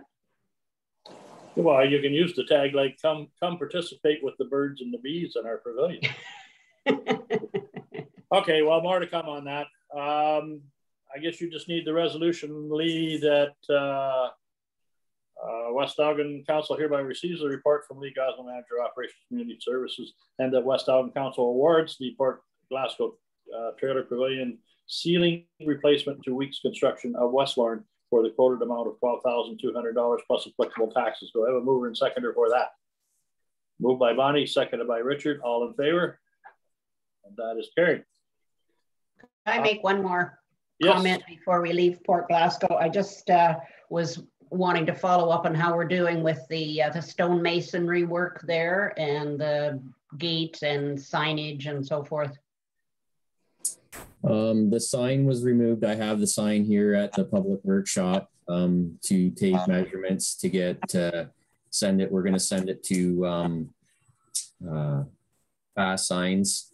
Ed Doherty is going to draw up, design something that I think will look nice, kind of in keeping with the original sign. So we didn't want it to disappear, so we brought it back here. The masonry work, the gentleman that's going to be doing that is lined up. I've got to see Richard about getting the stones that he has in storage. He's just held off with starting the project just because of the very cold nights that we've still been having. So he's ready to go. We probably will see the fencing go up around the monument here in the next week or so, and then he'll get started. So hopefully, and he's going to put in the new, he will put in the new hinges for the gates when he's doing the work on those stone pillars. So by signage, you mean the Memorial Park sign that's sort of above that rickety old flower box there? Correct. Yeah, we're going to have a new sign made for that. And then the plaques are going to be created by Ed as well and put into the cairn when the rocks are repaired? I don't believe the plaques are something that would be done by Ed. I believe it depends. I guess we haven't looked at that real close yet, but that may be something that would have to come from a different spot, a different location or vendor. Yeah, when we had a discussion last year, we looked at the signage that's at, what's his name? The Little Woods. Joe's Bush. Joe's Bush. Joe's Bush. That signage there was made by Ed Doherty, and it's a great alternative to what has been in that cairn. So something along that lines, and the warranty on that work is like lifetime. So I think that would look really nice. And we've got the wording already. Jana has it from the corrections for those two signs. Mm-hmm. So he may be able to. I'll get that from Jana this afternoon then, and we can follow up. Like I said, I've already been talking to Ed about the Memorial Park sign, so I can send that off to him as well. Super. Okay, anything else on that issue? Seeing none, next municipal office. Yes, so as I'm sure you're all aware, we have had a water issue here over the years at the municipal office. And I think with looking at doing office renovations later this year, the first thing we want to address is the water issue. We don't want to go and make things nice inside and still have the same problem outside. So we got 3 local contractors to come and assess the current roof, the current situation, and basically all 3 provided pretty much the same recommendations that because it was built as a farm dealership back in the 70s, it was constructed obviously to, a different standard than what we would build an office to today. So currently the roof is just steel sheeting on top of 2x4 strapping. There's no moisture layer. That's how you would build, a drive shed. So there's no moisture layer underneath of that. So the plan is to remove the old steel from the office building, and that'll cover the whole area from the public workshop right around to the high part of the fire hall, and remove that old steel, put all new steel flashings, hips, valleys, sheet the roof with 1/2-inch plywood, and put a moisture barrier layer. There's new synthetic barrier that can be placed over the whole roof. And then once that barrier is put over, the new steel would go on over top of that sheeting and that moisture layer. So all contractors were confident that, that would be the best route to go. That would guarantee not having a water issue, when it's all said and done, and it's going to last for a long time. So we had those 3 contractors provide pricing to do that work. All three quotes were very similar in price. One contractor's between the time quotes were given and the time that I could get this report done, one contractor had to pull out due to unforeseen circumstances, but I have provided the quotes for the other 2 in here. As you can see, the 2 remaining quotes are very, very similar, but one contractor is able to do the work a lot sooner than the other. So for that reason, we are recommending Machado's General Contracting, which if he's orders the steel today for it, obviously with building products being very slow coming right now, the steel is coming from down the road here at Rodney Building or Rona now. They're expecting a delivery of mid to late July for the steel. So the contractor said that he can have this work done by August 31st. Oh, wow. Bonnie? Do you need to vacate the building in order to do this, or will it just carry on over their heads?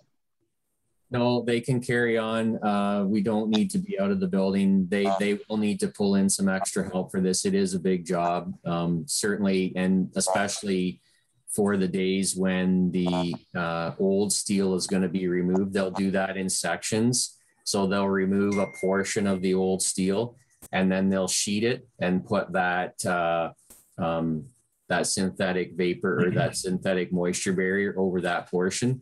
They claim that that synthetic barrier, even if it got rained on before they got the new steel on the roof, that it would protect what's underneath as long as it's sheeted with that on. So he is planning on getting some extra help for those days when the steel is coming off and the sheeting's going back on, and then they can work away at installing new steel. But they're even going to go so far as to remove the steel on the vertical walls of the fire hall and the public workshop, and they'll put all new flashings in behind that steel as well, and then reinstall and then put that steel back on, so that we should not have a moisture issue when it's all said and done. Teresa. Through the chair, I don't have any further questions. I'd like to so move the report. Good. And Angela will second it. So we do have moved and seconded to recommend that West Ogden Council hereby receives a report from the Gosnell Manager of Operations Community Services, and that West Ogden awards the municipal office roof replacement to Machado General Contracting in the amount of $46,773.74. All in favor? That is carried. Okay, what do you want to do next? Sorry, just before we move on to that, Lee, is that plus applicable taxes? Or is that including taxes? No, that's plus applicable taxes. Sorry. Okay, I just want that wording in there then. Okay. Through the chair. Yes.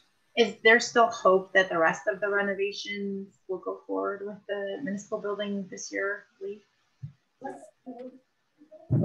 We're currently working on the plans with L360, which is the architectural company that's been hired to do the plans. I think we have, if Meg will agree, we've come to a really good layout for the building, for the renovations. Our hope is to have that portion of it done, Magda, mid-June, I think, L360 shooting for. Obviously, I think the big thing, Angela, is going to be trades, is going to be the people to do the work. A job like that is going to be easier to find. Good tradespeople are booked out, obviously right now with the weather being nice. Something that I will have better success finding good tradespeople if we're doing it in the winter months. I do, Keith. So, you know, our hope is to have the design stuff ready to put it out to secure a general contractor with the hopes of maybe doing it over the winter months. I don't know if you want to add.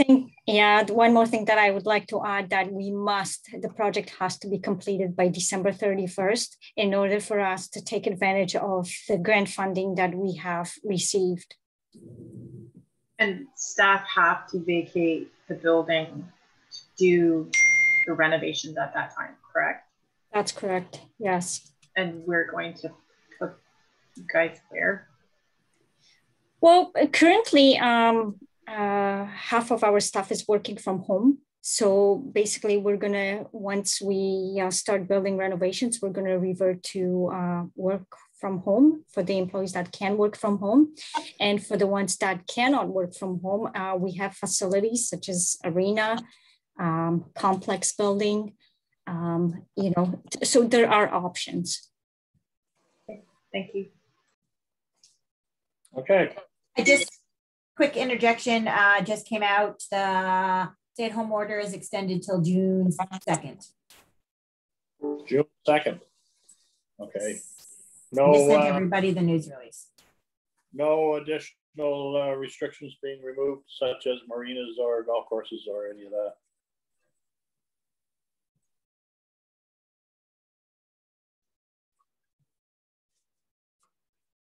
They are not releasing any Details changes at this time. No. Okay. All right. I guess that's no surprise to anybody. Do we want to go on to Magna here with water and wastewater rates? It's up to you. We don't have committee of adjustment till 1. I'm not sure if everybody wants a lunch break or not. What's your pleasure?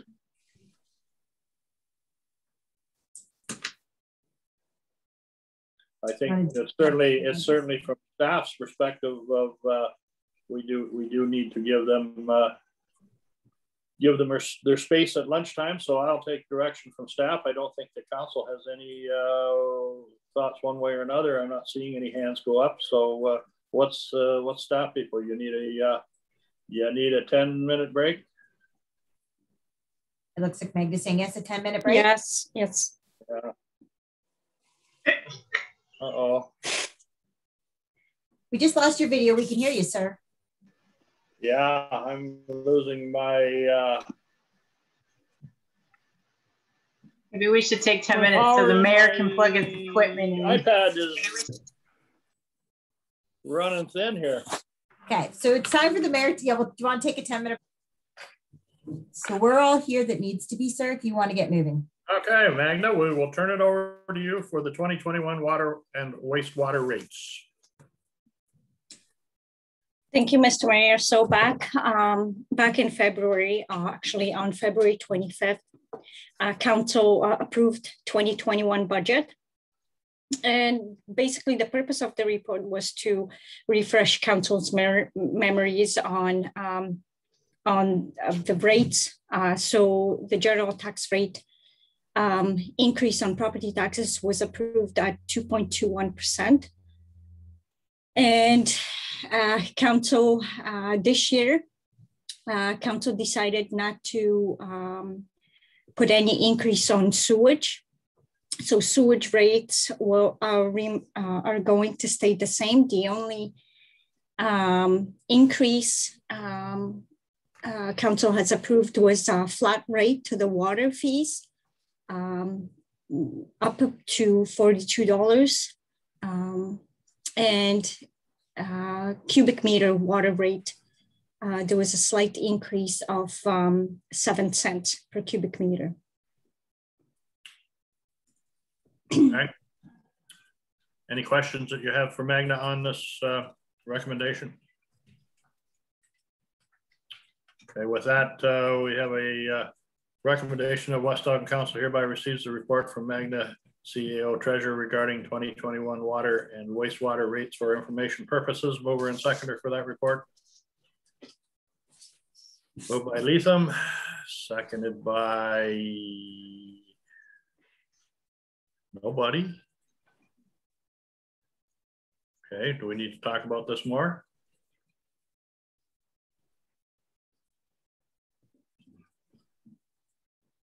Still looking for a seconder for the report. Anybody have any questions that they need to have asked Bonnie? Yeah, my only question, and it's not a major one, but I just was kind of clarifying for myself that this rate increase is much smaller than initially we had planned within the Sherratt report. And that's primarily because of the grant that we've received for the Rodney wastewater system repairs. Is that correct? Yes, so for Rodney sewage, we did receive grant money for the refurbishment of the sewage plant, but the main reason why Council decided to kind of provide our residents with slight relief is due to COVID and pandemic, as everybody is going through financial hardships. Right. Any more things that you need clarified before I ask for a seconder again?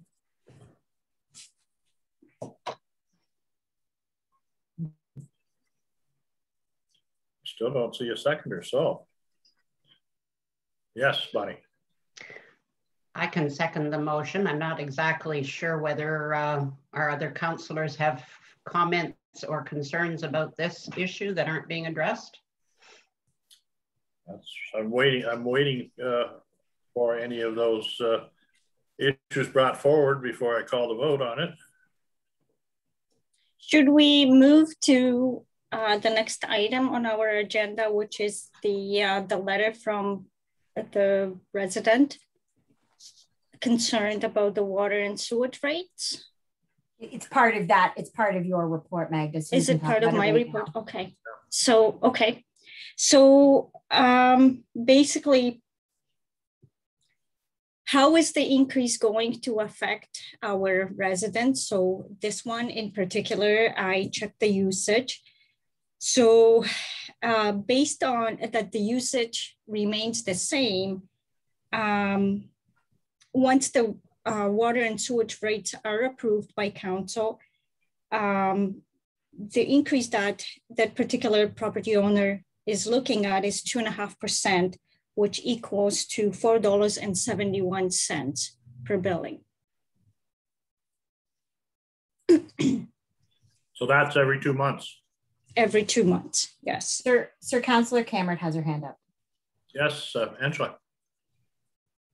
So since the announcement has gone in the paper, I've had a number of calls from a number of residents expressing concern to me that, yeah, they are getting another increase. So this is on top of their taxes that have already gone up because some residents have already seen the increase on their taxes. And now this is another increase that is going to go on top of their increases that they've already had this year. There are people in our communities that are still not working, and we are now extending the lockdown yet again, which is affecting businesses in our communities, and people are being laid off because of part shortages and various things like that. So I cannot support further putting up and causing more financial harm to our residents. I've been fielding a number of complaints. Some of the calls that I have got actually surprised me from people that I thought were financially stable, indicating that they are not. And they express concerns over some of the budget decisions that we have made that have caused implications to them. And now the county has passed their tax rate increases, the education rate has come up, and it's just a vicious circle that is going through. So this is why I can't support further burdening residents in my ward. Okay. Mr. Mayor, if I could add, so basically this year we're only increasing water rates. As you are well aware, Tri-County Water went up. So, I mean, our municipality cannot afford not to gradually increase our rates, water rates. As per Ken Sherritt's report, our fixed rate, according to that report, was supposed to go up to $43.45. We capped it at $42 this year. And so basically, we're just raising the variable rate as per Ken Sherritt report. We've ignored sewage rates for both West Lorne and Rodney sewage.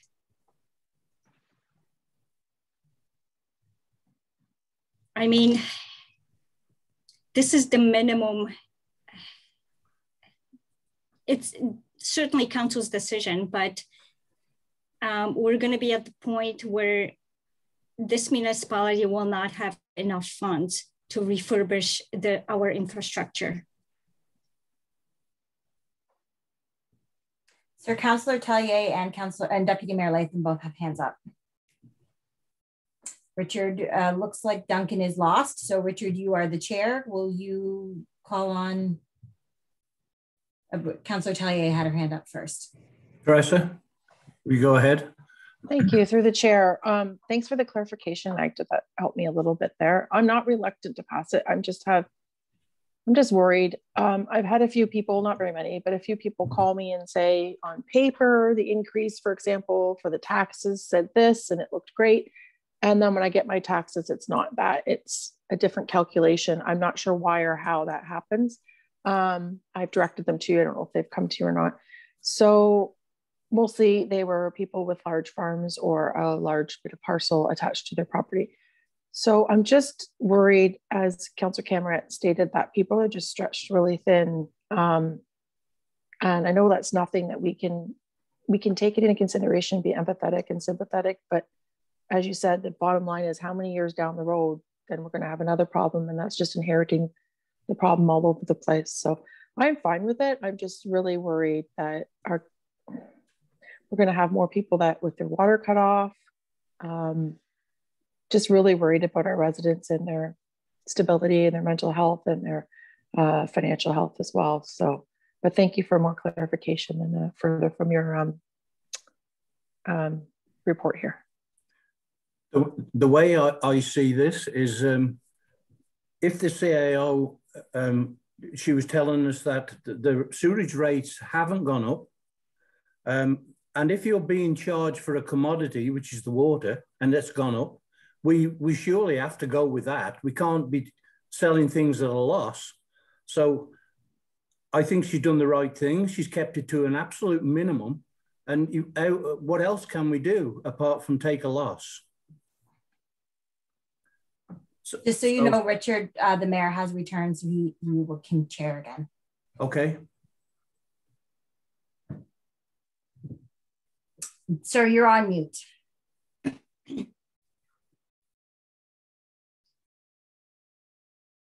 Okay. You know, does anybody have any suggestions of alternative funding to offset utility costs? What do we cut? And what do we cut that's primarily focused at utility costs? Because I don't think there will be an appetite to subsidize sewer and water with general tax rates. So it doesn't leave us much of a alternative. I have no answer for it other than I think that Magna understands the fact that the cost is there and the cost has to be passed on. And I think that to the best of our ability, we have mitigated that cost to be the lowest amount that we possibly can put forward. I agree 100% with that. If you charge it for a commodity, you have to stick to the same price. You can't go lower than that, or else we're going to get ourselves into trouble. Well, where the Tri-County has to be paid for. Exactly.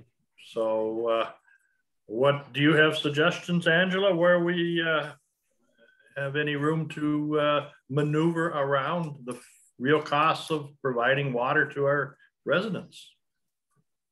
The residents were more angry over the existing budget and that we passed it as it sat, which I have not. I was against the budget, so there's nothing we can do about that. I think that, again, this is just something else that's going to compound on top of everything else, and it'll be the same thing that happened last year. I fully expect that there will be an influx of complaints with water once this goes through. And I've forewarned many residents that this is coming and that it was inevitable. It just surprised me the number of calls that I had once the announcement hit the paper. I didn't even know the announcement is in there. I hadn't read the Chronicle at the time when I started receiving calls. They wanted to know why we weren't publishing the amounts in the announcement, which I explained that I didn't even know. It wasn't in my report until I got my council report, which some of them weren't happy about that because they don't get feedback on that. I've directed them to the Ken Charette reports that were online. But it all just brought up the budget deliberations again with people because they're struggling. Everybody is still struggling, and you know, some have already got their notices of assessment, and they're telling me that they've gone up anywhere between 10 and 12%.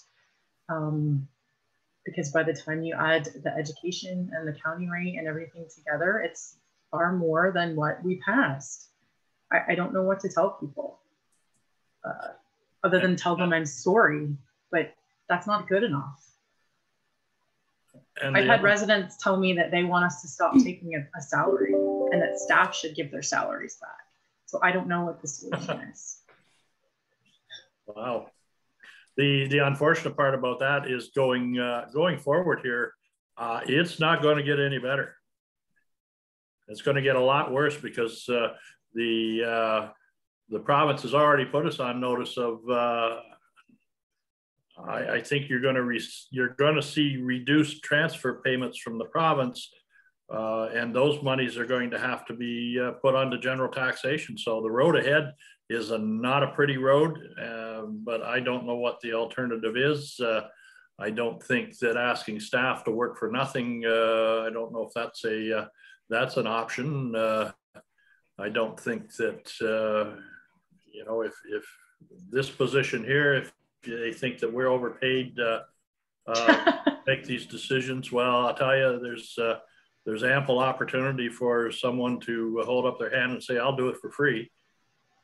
But we do have to make, and I've said this many times, you have to make tough decisions in this position, and you have to make them for the right reasons and to provide a reliable source of water and sewage services to our residents.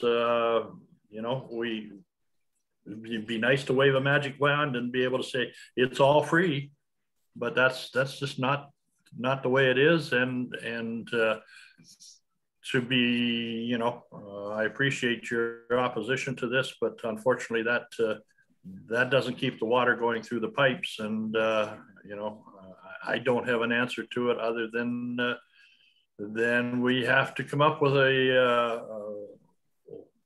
the best price that we can to provide these services. And I'm comfortable that Magna has done that to the best of her ability. So we do have a mover and seconder for this report. Councillor Tellier has her hand up. Okay, Therese. Yeah, thanks, through the chair. So I remember in our discussion about water rates for the budgets, our rates were lower than Middlesex and other people around us, or comparable. Was that correct? Yes. Yeah, so we're pretty good there. Doing our due diligence for looking in the future to see where we're going. It's also illegal to ask someone to work for free. So that would be another point. Yeah, they got rid of that back in the 1800s. Yeah, that's just not okay. And lastly, speaking for the position that we're all elected to do, we're doing our very best with the information that our staff is giving us. That is their vocation, what they have studied to do, and to bring us that information, and they're doing a great job of it. I had a gentleman ask me last week, well, what exactly do you guys make? It's public knowledge. I told him dead silence. So yeah, council does not, like, I'm not building a fancy little in-law suite behind my house. It's just not happening. It's just not prudent for someone to ask that. That was fairly inappropriate. So I'm just worried, as I said before. I think Duncan was off camera then, but I'm just really worried about our residents for what they're feeling the pinch, but yet our job is to look for the staff, and council's job is to look for the future, and we'll be in a bigger pinch if we don't do something now. So I have to do something. I'm not happy about it, but we'd have to do something. And just to put this increase in your perspective, we have just completed West Lone sewage refurbishment. That project was estimated, the estimated cost of the project was $2.8 million. Well, $2.8 million did not fix all the issues that we had with the plants. We're still gradually fixing the equipment as it breaks. We are in debt for West Lone sewage. New project is coming for Rodney sewage. The project is estimated, the estimated cost of the project is $2.4 million. As you can see, we could not refurbish West Lone sewage for $2.8 million. $2.4 million is not going to give us a lot of money. So, I mean, we can afford not to increase sewage this year, but come next year, there has to be some kind of, as you can see, like there's not too many grants for this grant in particular for Rodney. We've waited for 5 years. There's not a lot of out there. I think times are getting tougher and tougher, and there is going to be less and less grants available. So it is our municipal responsibility to make sure that we have enough funds set aside to provide healthy and sanitary sewers to our residents. It's our responsibility. And I think this was one of the issues that this council faced coming forward, is that there had not been money put away for these inevitable upgrades that we all knew were going to be required. And it's left us in a situation that the chickens have come home to roost now. And certainly I appreciate the fact that Magna is giving some consideration in the fact that COVID is on and leaving the sewage rates alone for this year. I don't think that there's much more that we could possibly do without running a deficit, and we're not allowed to run deficits. And if we don't come to the plate and raise the appropriate amount of money to run the operations, then we're just leaving a mess for somebody down the road to try to clear up with limited provincial and federal backup assisting us. Angela. To the chair, Magda, is it possible in future water bills to put something explaining to residents the reason for the increases of why this is happening? I mean, I know us as councillors try and do a good job explaining this to people and directing them to the Ken Schrapp reports, but I mean, we all know that no one sits and reads through all that like we do. And I try and Coles Notes version it for people, but like that part of the reason I know I'm getting the calls as I'm getting is because, Mayor McPhail is right. They're not aware of the previous issues when stuff wasn't raised when it should have been, and there isn't reserve funds, and this money just isn't there. Like, I probably spent an hour and a half explaining this to somebody the other day, and they were on the website and I was on the computer at the same time directing them to things, trying to make them understand, because they hadn't paid attention to what has gone on, and now all of a sudden it's affecting their pocketbooks, so they want to know. Mm-hmm. I mean, I'm not asking for a big book, but I don't know of something, and I realize I think we did something similar to that last year, but it really only went to the loud voices that heard it. But I just see it becoming a problem again when the bills come out and people are getting the increases again because everybody's home and they're doing more laundry and they're using more water. Mm-hmm. And I can just see it being an issue again. Mm-hmm. Yeah, certainly we can prepare like a simple fact sheet for residents of West Lorne and Rodney that are on sewage with, with all the important information where we're at with both sewage plants and what are the plans within the next 10 years. And that will go out with our next bill, which is the bill that they will see the increase on. Okay, well, let's getting back to the recommendation at hand. I do believe I have a mover and seconder for the recommendation. I'm going to call the vote. All in favor of the West Ogden Council hereby receives a report from Magna CAO Treasurer regarding the 2021 water and wastewater rates for information purposes. So all in favor? That is carried.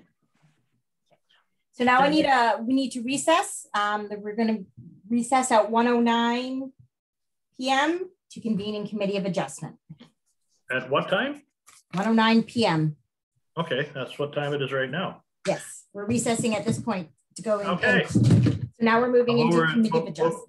Do you need a mover and seconder for that recess?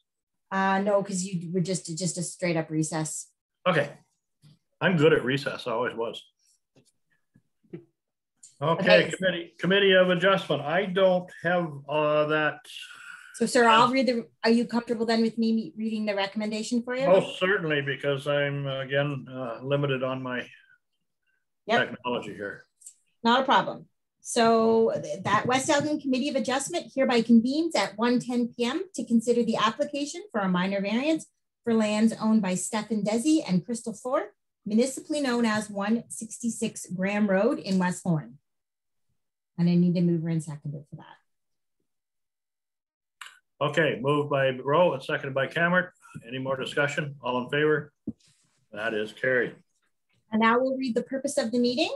The purpose of this public meeting, just before I begin, if any members of the public that are attending the meeting wish to speak, please use the raise your hand function and I will promote you and allow you to speak. So now the purpose of the meeting. The purpose of this public meeting of the West Elgin Committee of Adjustment is to allow the presentation for applications for a minor variance and to allow interested members of the public an opportunity to ask questions or offer comments with regard to this application. Written comments must be submitted to the Secretary Treasurer of the committee. If any member of the public would like to be notified in writing of the Committee of Adjustment's decision on this particular application, they are to provide their name and mailing address to the Committee Secretary Treasurer at clerk@westelgin.net. This will also entitle you to be advised of any possible local planning appeals tribunal hearings in the event of the decision of the application is appealed. Notice was sent via regular mail on April 29th, 2021 to property owners within 60 meters of the subject property and to agencies requiring notice. So now it's a time to declare any pecuniary interest. Seeing none. We are now have the report on minor variance application D1301-21 from Planner Brian. Here's. Hey, you're up, Brian. Good afternoon, Chair and members of the Committee of Adjustment. The purpose of the proposal before you today is for the construction of a second-story addition to the existing single detached dwelling on the property at 166 Graham Road. Through the review of the proposal with proponents, they have identified of having 3 zoning compliance issues. With the side yard setbacks to the northerly side yard setback, as well as an encroachment setback on the northerly side yard as well as having a southerly side yard encroachment issue with the proposal. So those are the 3 zoning compliance issues before you. Again, the proposal is on a 0.2 acre property in the southern part of West Lorne. As part of making the decisions, we have to make sure it's consistent with the provincial policy statements, conforms with the county official plan, and meets the 4 tests for minor variance with regards to Section 45 of the Planning Act. So the report speaks to those 4 tests. So does it maintain the intent and purpose of the municipality's official plan? Again, it's in the residential area. There's no policy issues from the official plan perspective. Does it meet the intent and purpose of the municipality's zoning bylaw? Again, the property is zoned R1. Again, they're looking to add a second-story addition to the existing single-story home with 30 centimeter eaves for a projection, consistent with what they have on their existing single-story home. So they aren't further increasing the setbacks any worse than what's existing for the single detached home for the single-story versus the second-story home. The third point is obviously, is the variance requested desirable for appropriate and orderly development of use of the lands? I contend that it is based on the rationalization contained in the report. And then the last test obviously is the minor variance, minor in nature. Again, the only difference you'll be seeing is a second-story addition from that. So I'm of the opinion that there's no impact from that perspective either. So From the circulation perspective, the application was circulated as the Secretary Treasurer mentioned in the initial portion of this meeting. Comments were received from Lower Thames Valley Conservation Authority in their May 3rd letter, advising of no issues of concerns. As well, it was circulated to township, to the municipal departments as well. And there were no issues of concern raised through that circulation as well. And at the time of submission of the report, there was no comments received from the public on this, nor up to the meeting date today. I haven't received any phone calls. So based on that, I find that it meets the 4 tests of minor variance, represents good planning, and I recommend that the minor variance be conditionally approved, subject to no additional concerns obviously being raised through oral or written submissions here at this public hearing. And again, once the decision's made, there's a 20-day appeal period on the decision of the committee. So with that said, I have recommended that the committee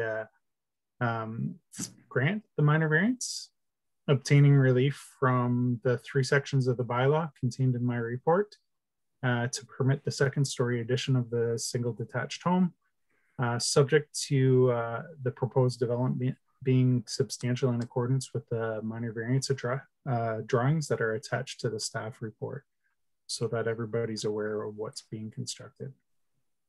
With that, I'd turn it back over to the chair. Okay, Jen. So now you'll call for any comments from the public. Okay. If anyone from the public has comments, please raise your hand. Anyone wish to speak? Does not appear to be, sir. You can make a call for questions now from the members of the committee. Committee have any concerns? One more time, call for public comments. Seeing none, are we ready to make a decision? You are ready. I have a resolution if you're willing to let me read it. More than willing. The West Elgin Committee of Adjustment hereby approves the minor variance application D13-01-2021 because the application meets the following criteria. The general intent and purpose of the official plan is maintained. The general intent and purpose of West Elgin zoning bylaw is maintained. And in the opinion of the committee, the variance is minor. They also consider that the effect of public comments, as there were no public comments received in support of the application, the effect of which resulted in a decision to approve, and that the effect of agency comments were received, it was that no public comments were received, and agency comments that were received were in support of the application. Therefore, council chose to, or committee of adjustment chose to approve the application. With the following conditions: that the proposed development be substantially in accordance with the minor variance D13-01-2021 drawings as appended to the planning report and Schedule A of this decision. Did you get all that? Sorry. Got all that. No, okay, so now we're going to have to do a recorded vote because you are not in presence to sign. So I will start with, I'm going to do it alphabetically. Angela Cameron. Yes. Bonnie Rowe. Yes. Tressa Tellier. Yes, but T comes after Al. I know they did that. Okay. You did it by first name. Unfortunately, Inscribed did it that way. Richard Latham. Yes. And then the chair is always last, therefore Duncan McPhail. Yes. Okay, so that is carried. So now I just need a resolution to the West Elgin Committee of Adjustment hereby closes the public meeting held pursuant to Section 45 of the Planning Act at 1:19 p.m. and reconvenes in open council. Mover and seconder for that recommendation, Rowe and Tellier, all in favor? That is carried. Okay, we're back over to our agenda. I think committee and board reports, Tri-County Board minutes. Any questions on that? Yes? You're waving goodbye? Oh, I was waving goodbye to Brian, telling him he didn't have to stay. Oh, okay. Anything on Tri-County? Seeing none, we do have a recommendation from West Ogden Recreation Committee, recommendation that West Ogden Recreation Committee recommends to West Ogden Council that the membership to the West Ogden Recreation Committee increase to 6 public members. We have a mover and seconder for that recommendation. Moved by Leatham, seconded by Cammert. All in favor? That is carried. And also we have the minutes of the March 17th meeting. Any questions on that? Seeing none.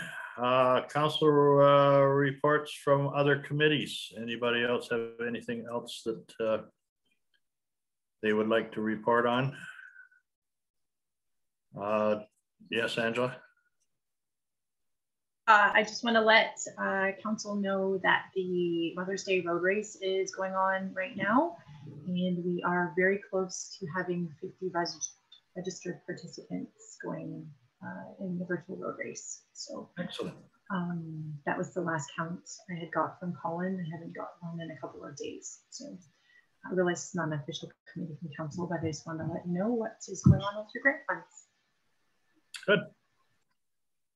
I guess the one other issue for that rural task force component that we talked about, Magda, sometime in your conversations with Julie, I think council's agreeable to hosting one of the meetings in West Ogden here. So that being the case, if you could just reconfirm that with Julie and find out potential times when they might want to arrange for that meeting. Okay, anybody else got a report from a committee that they would like to share with us? Seeing none, we'll move on to the accounts. I believe everybody has had the opportunity to review the accounts. All their questions have been asked. Magda, do you have your special cup there with you? Now this arrived on Magda's desk, and it comes from a mystery admirer that it just simply says, Magda, do we have the money? So now that's right in front of her, and of course I'll remind her at every time to make sure that we've got the money to pay the bills. So the recommendation that the mayor and treasurer are hereby authorized to sign payment voucher number 5 amounting to $929,025.75 in settlement of general road, water, and arena accounts. And have we got the money, Magda? Got the money. We got the money. Mover and seconder for that. Moved by Cameron, seconded by Leatham. All in favor? And that is carried. So anybody wants to do detective work to find out where that come from, it would be much appreciated. Next item up is council inquiries and announcements. Notice of motion. Anyone have a notice of motion? Seeing none. Statements, inquiries by councilors. Seeing none. Matters of urgency. Seeing none. We do have item here under the Police Services Board. If you remember our discussions we had with the chair of the Police Services Board, and it goes, whereas Mayor Sally Martin, chair of the Elgin Group Police Services Board, and Julie Gagnon, secretary treasurer, provided West Ogden Council with a review of the Ontario Police Board composition as associated with the Community Safety and Policing Act 2022 on April 8th, 2021, and therefore be it resolved that the Council of the Municipality of West Ogden supports maintaining the current composition of the Elgin Group Police Services Board, and that a copy of this resolution be forwarded to the Chair, Secretary, Administrator of the Elgin Group Police Services Board. Do I have a mover and seconder for that recommendation? Moved by Tallier and seconded by Cammert. All in favor? And that is carried. Moving on to correspondence, we'll go through these. If you have any comments to make on them, that will be the time. Ministry of Municipal Affairs and Housing, Municipal Code of Conduct consultations.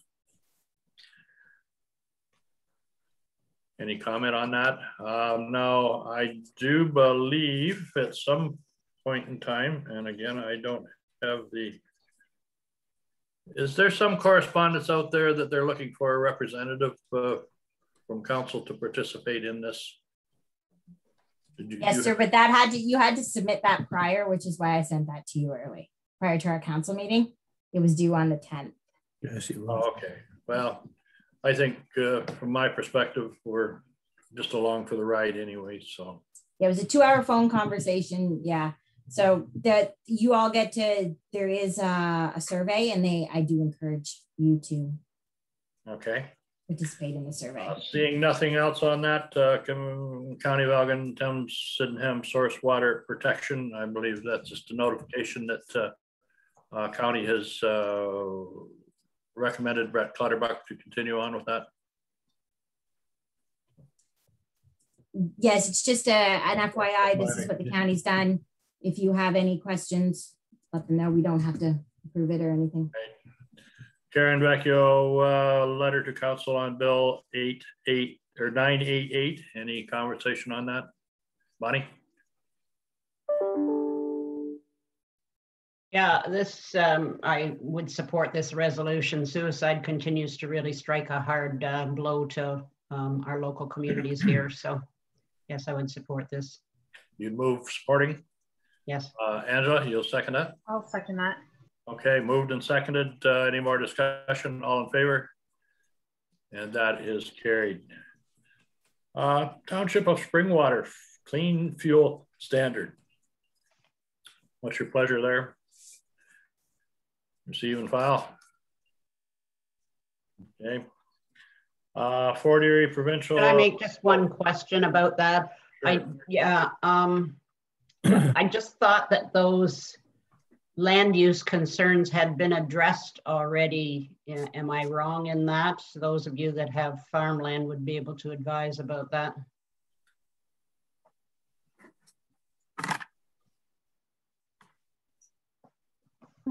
Anybody want to add to that? If not, that's fine. Okay. Next item up, province investigating and updating source water protection legislation. What's your pleasure? I honestly don't know that it relates to us, but that's what I was thinking too. Because we get water from the Great Lakes. Okay, seeing none. Leamington Advocacy for Reform of Municipal Freedom of Information and Protection of Privacy Act. Any Bonnie? I was just going to ask our staff if this issue is problematic for our municipality. 1 year I had 4 requests. Last year I had 1. This year I've had none. Okay, so it sounds like we can just note it then. Yeah, I at this point it's not. However, I will note that when I worked in a large municipality, they, like the City of London, have 4 dedicated staff that work only on amphibians because they are very proud. They get a lot, and the fees they charge are very, very minimal. It costs $5 to put one in, and like it's very minimal, but it can't be cost prohibitive for people who are have economic challenges, right? So it's a balancing act, but yeah. Okay, Chatham-Kent, time to change the MFIPP. It relates to the one above. I didn't realize. I guess I should have put them together. It's the same. They're the same, okay. Basically resolution. Right. Yes, Tress. Oh, sorry, I was moving ahead of you. My apologies. The OPP letter, is that the one we're on now?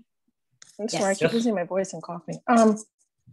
We were going to do some sort of, we talked in the past, I don't think it was a resolution, but we talked in the past about doing some sort of, I don't know, I'll use the word campaign, but I don't think that's the word we use, in regards to letting residents know where the money, what monies were being spent when they pick up the phone. There was a social media post. Yeah, I did do a social media post not long after Sergeant Butler or Investigator Butler, I can't remember what his title is, was at council. There was a social media post. We can do it. It can always be put out once again. Maybe just like quarterly or something. Not a big deal. I just was asking because I had someone a while back ask me, we were talking about it, and I said, what I've just learned is, and then I shared it with them and they were shocked, and then they told a family member they were shocked, and so on as the commercial went. Just wondering, if we could just, maybe even twice a year. It doesn't have to be quarterly, just twice a year, just a little reminder of them for them.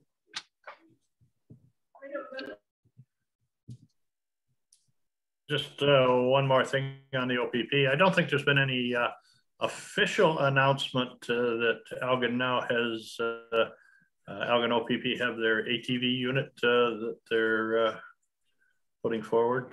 I think in conversation with Lee, I think he had some conversations with the OPP, but I was hoping that they were going to put out a media announcement that this has now come to pass. Not yet. It hasn't come out. Meg and I both get all their media announcements. Oh, we can wait on that.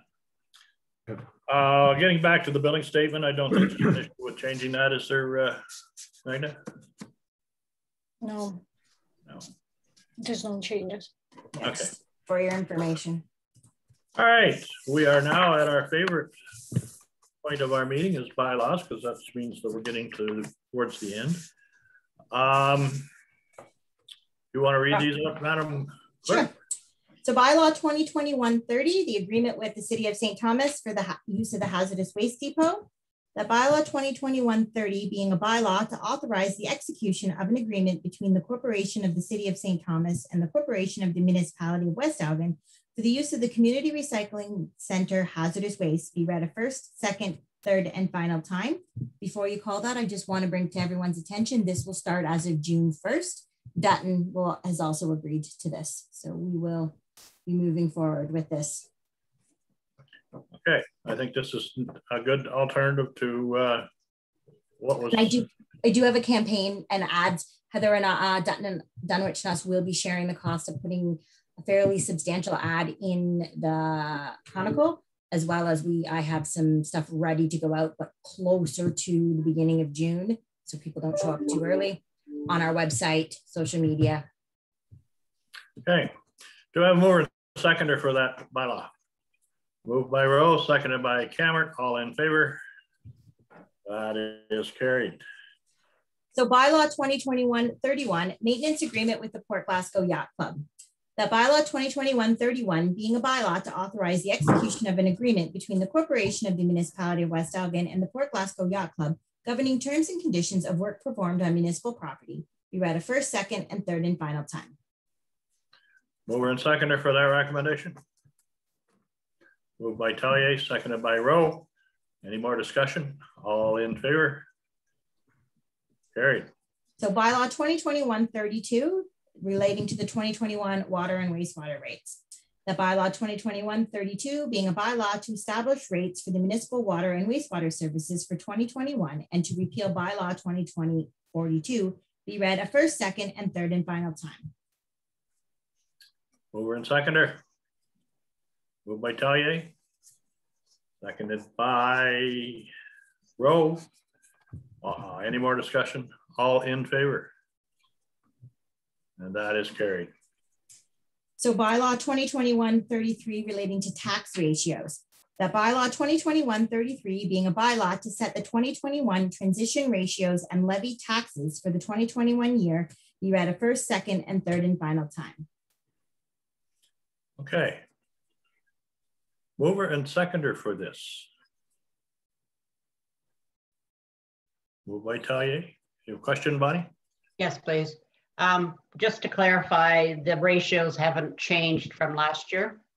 I couldn't find the numbers to compare. That's correct. Ratios did not change at all.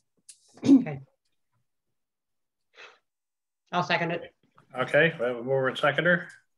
All in favor? That is carried. Confirming bylaw. Yes, that bylaw 2021-34 being a bylaw to confirm the proceedings of the regular meeting of council held on May 13th, 2021 be read a first, second, and third and final time. Mover and seconder. Moved by Taille and seconded by Cammert. All in favor? That is carried. So the council meeting of the municipality of West Elgin hereby adjourn at 1:34 p.m. to meet again at 9:30 a.m. on May 27th, 2021, or the call of the chair. Mover and seconder. Moved by Taille, seconded by Leatham. All in favor? That is carried. We're getting good at this, people. Thank you very much. Go out and enjoy the rest of this day. Yes. Sun shining. Duncan, will you have a chance to stop at the office tomorrow? If not, I can. I sure will. Okay, that works. Okay. I got some signed in for you. Thank you. Bye-bye. Bye.